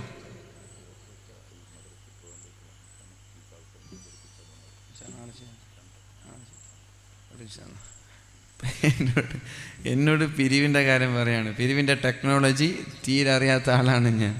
കുഴപ്പമില്ല, ഞാൻ പറയാം, നിങ്ങൾ തിരുന്ന് എനിക്കറിയാം. നിങ്ങളിവിടെ പിന്നെ ഈ വടകര ചുറ്റുഭാഗത്ത് വന്നാൽ പൈസ ഉണ്ടാക്കാൻ ഉറപ്പാണ്. നല്ല മനുഷ്യന്മാർ 1000 10,000 സിമ്പിളായി എടുത്തിരുന്നാൽ നിങ്ങൾ തിരുന്ന് എനിക്ക് ഉറപ്പാണ്. ഇൻഷാ അല്ലാഹ് 2 ഓട്ടോറിക്ഷ വേണമെന്നാണ് പറഞ്ഞത്. ഒരു ഓട്ടോറിക്ഷയ്ക്ക് എത്രയാണ്? 2 ലക്ഷം രൂപ. ഇൻഷാ അല്ലാഹ് എന്തായാലും നാളാകുമെന്ന് എനിക്ക് ശുഭപ്രതീക്ഷയുണ്ട്. പെണ്ണുങ്ങളൊക്കെ ആവശ്യത്തോടെ ഇങ്ങനെ ചിരിക്കുന്നുണ്ട്. ഒരാൾക്ക് തന്നെ ഏറ്റെടുക്കാനൊക്കെ ആവശ്യമുണ്ട്, അത് വേണ്ട, നിങ്ങൾ എല്ലാവരും കൂടിയിട്ട് ഏറ്റെടുത്താൽ മതി. ഒരാൾ തന്നെ ഏറ്റെടുക്കല്ലേ, അപ്പോൾ എല്ലാവരുടെയും പ്രതിഫലം നഷ്ടപ്പെട്ടു. അപ്പോൾ എല്ലാവരും കൂടിയിട്ട് ഇൻഷാ അല്ലാഹ് നാളെ നമ്മൾക്ക് ചെയ്യാം. പിന്നെ പറയാനുള്ളത്, നിങ്ങൾ കൃത്യമായിട്ട് 8 മണിക്ക് നാളെ വരണം. എന്നാൽ നമുക്ക് ഇൻഷാ അല്ലാഹ് ഒരു 3 മണിക്കൂറെങ്കിലും സംസാരിക്കുക. ബുദ്ധിമുട്ട് നിങ്ങൾക്കാവില്ലെങ്കിൽ 8 മണിക്ക് തുടങ്ങിയാൽ 9, 10, 11 ഒരു 3 മണിക്കൂറെങ്കിലും സംസാരിച്ച് ഇതേ വിഷയം, കുടുംബജീവിതം, പിന്നെ എങ്ങനെ മക്കളെ നോക്കൽ, ചെറുപ്പക്കാരിലേക്ക് ഇങ്ങനെ പോയി നമ്മൾക്ക് എന്ത് ചെയ്യാം, ഇതിൻ്റെ പേര് നിർത്താം. ഇൻഷാ അല്ലാഹ് എല്ലാവരും വരൂലേ? നാളെ 8 മണിക്ക് എല്ലാവരും വരും ഇൻഷാ അല്ലാഹ്. അള്ളാഹു തൗഫീഖ് ചെയ്യട്ടെ. നല്ല മൈക്കാണ്, നല്ല സദസ്സുമാണ്, നല്ല നാട്ടുകാരുമാണ്. അള്ളാഹു റബ്ബ് സുബ്ഹാനഹു വ തആല എല്ലാത്തിലും ബർക്കത്ത് ചെയ്യട്ടെ. പെരിയരെ ഹദീസ് ഞാൻ പൂർത്തിയാക്കട്ടെ. ഖൈറുക്കും ലി അഹ്ലി, നിങ്ങളിൽ ഏറ്റവും നല്ലവൻ നിങ്ങളുടെ ഭാര്യമാരോട് നല്ല രീതിയിൽ പെരുമാറുന്നവനാണ്. എന്നിട്ട് അള്ളാഹുവിൻ്റെ ഹബീബ് പറഞ്ഞൊരു മനോഹരമായൊരു ഹദീസാണിത്. ലാ യഫ്റുഖു മുഅ്മിനുൻ മുഅ്മിന, ഒരാളും ഒരു ഭർത്താവും ഒരു ഭാര്യയെ വെറുത്തു പോവരുത്. ഒരു ഭർത്താവും ഒരു ഭാര്യയെ വെറുത്തു പോവരുത്. ഒരു ഭാര്യയും ഒരു ഭർത്താവിനെ വെറുത്തു പോവരുത്. ഇൻ കരിഹ മിൻഹാ ഖുലുഖാ, ഭാര്യയുടെ ഒരു സ്വഭാവം ഞങ്ങൾക്ക് ഇഷ്ടപ്പെട്ടില്ലെങ്കിൽ, ഭാര്യയുടെ ഒരു വിശേഷണത്തിൽ ഞങ്ങൾക്ക് ഇഷ്ടപ്പെട്ടില്ലെങ്കിൽ, റളിയ മിൻഹാ ആഖർ, അവളുടെ മറ്റൊരു സ്വഭാവം ഞങ്ങൾക്ക് ഇഷ്ടപ്പെടും. എന്തേ പറഞ്ഞത്? ഭാര്യ കാണാൻ ചുറുക്കില്ലാത്തൊരു ഭാര്യയാണെന്ന് സങ്കല്പിക്കുക. കാണാൻ സൗന്ദര്യമൊന്നുമില്ല. നിങ്ങൾ വെറുക്കണ്ട, ആ പെണ്ണിനെ നിങ്ങൾ വെറുക്കണ്ട. എന്തേ? ആ പെണ്ണിന് നന്നായിട്ട് കുക്ക് ചെയ്യാനറിയാം, പാചകം ചെയ്യാനറിയാം. അപ്പുറത്തെ വീട്ടിൽ നല്ലൊരു സുന്ദരി കൊണ്ടുവന്നിട്ടുണ്ട്, ഒരു ചായ വെക്കാൻ പോലും അറിയില്ല. അപ്പോൾ ഏതാ മെച്ചേതാ? അതുകൊണ്ട് ഒരു സ്വഭാവം ശരിയില്ല എന്ന് പറഞ്ഞിട്ട് ഭാര്യയെ മൊത്തം നിങ്ങൾ ഇകഴ്ത്തണ്ട. അവളുടെ മറ്റു ചില സ്വഭാവങ്ങൾ നമ്പർ 1 ആണ്. ഭാര്യയുടെ സ്വഭാവം തീരെ പോരാ, വൃത്തികെട്ട സ്വഭാവമാണ്. വീട്ടിലേക്ക് വരുമ്പോൾ തന്നെ എനിക്ക് ഇന്നാലിന്ന് സാരി വേണം, ഇന്നാലിന്ന് ചെയിൻ വേണം, ഇന്നാലിന്ന് മാല വേണം, നെക്ലൈസ് വേണം എന്നിങ്ങനെ ആവശ്യപ്പെടുന്ന, എപ്പോഴും പരാതി പറയുന്ന ചില ഭാര്യമാരുണ്ടാകും. നിങ്ങൾ വെറുക്കണ്ട. ഒരുപക്ഷെ ആ പെണ്ണിന് നല്ല സൗന്ദര്യം ഉണ്ടാകും. നിനക്ക് കാണുമ്പോൾ, മുഖം കാണുമ്പോൾ സന്തോഷം തോന്നുന്നുണ്ടാകും. ഒരുപക്ഷെ സൗന്ദര്യമില്ല, സ്വഭാവവുമില്ല, സൗന്ദര്യമില്ല, പാചകം ചെയ്യാനും അറിയാത്ത പെണ്ണാണ്, പക്ഷേ നല്ല സ്വഭാവമായിരിക്കും. ഒരു നിലക്കും ഒരു സ്വഭാവവും ഒരു നന്മയില്ലാത്തൊരു പെണ്ണ് ലോകത്തുണ്ടാവില്ല, ഉറപ്പാണ്. മനസ്സിലായില്ലേ? ഒരു നന്മയില്ലാത്തൊരു പെണ്ണ് ലോകത്തുണ്ടാവില്ല. പിന്നെ കല്യാണം കഴിഞ്ഞാൽ എൻ്റെ പൊന്ന് ചെറുപ്പക്കാരാ, കല്യാണം കഴിഞ്ഞാൽ എൻ്റെ പൊന്ന് സഹോദരന്മാരെ, നിങ്ങൾ എന്ത് ചെയ്യരുത്? മുകളിലുള്ള ആളെ നോക്കരുത്. എൻ്റെ ചങ്ങാതി കെട്ടിയിട്ടുണ്ട്, അവളുടെ ഭാര്യ നല്ല സൗന്ദര്യം ഉണ്ടല്ലോ, അങ്ങനെ നോക്കരുത്. അവൾക്ക് നല്ല സ്വഭാവമാണല്ലോ, അത് നോക്കണ്ട. പുറത്ത് കാണുമ്പോൾ എല്ലാവരും നല്ല സ്വഭാവം തന്നെയാണ്, അല്ലേ? പുറത്ത് കാണുമ്പോൾ, ആ ബൈക്കിൽ പോകുന്ന കാണുമ്പോൾ, കാറിൽ പോകുന്ന കാണുമ്പോൾ, ഇവിടുത്തെ ഇങ്ങനെ ഭാര്യ കുത്ത കണ്ടില്ല അവർ പോകുന്നത്. അവർക്ക് എന്ത് സ്നേഹമാണ്, നിങ്ങൾക്ക് എന്നോട് സ്നേഹമില്ലല്ലോ, നിങ്ങൾ തുടക്കത്തിലേക്ക് എന്ത് സ്നേഹമായിരുന്നു. അങ്ങനെ ഒരു പരാതി പറയുന്നൊരു സ്വഭാവമുണ്ട് പെണ്ണുങ്ങൾക്ക്.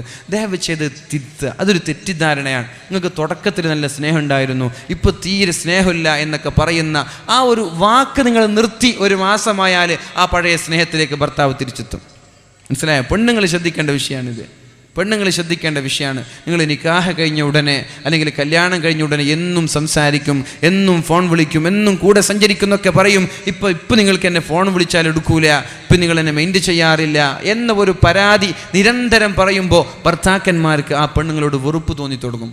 നിങ്ങളത് നിർത്തി, പരാതി പറയുന്നത് നിർത്തി. ഒരു മാസം നിങ്ങളൊന്ന് ക്ഷമിക്കാൻ തയ്യാറായാൽ നിങ്ങളുടെ ഭർത്താവ് നിങ്ങൾ വിചാരിക്കുന്ന പഴയ സ്വഭാവത്തിലേക്ക് തന്നെ തിരിച്ചു വരും. അതുകൊണ്ട് പരാതി നിർത്തുക. അതേപോലെ ആണുങ്ങൾ ശ്രദ്ധിക്കേണ്ടത്, പെണ്ണുങ്ങളും ശ്രദ്ധിക്കേണ്ടത്, അള്ളാഹു നിനക്ക് തന്നതിനെ നീ തൃപ്തിപ്പെടണം. ഇത് ഉപ്പയും ഉമ്മയുമല്ല ആലോചിക്കുന്നത്, അള്ളാഹുവിൻ്റെ തീരുമാനമാണ്.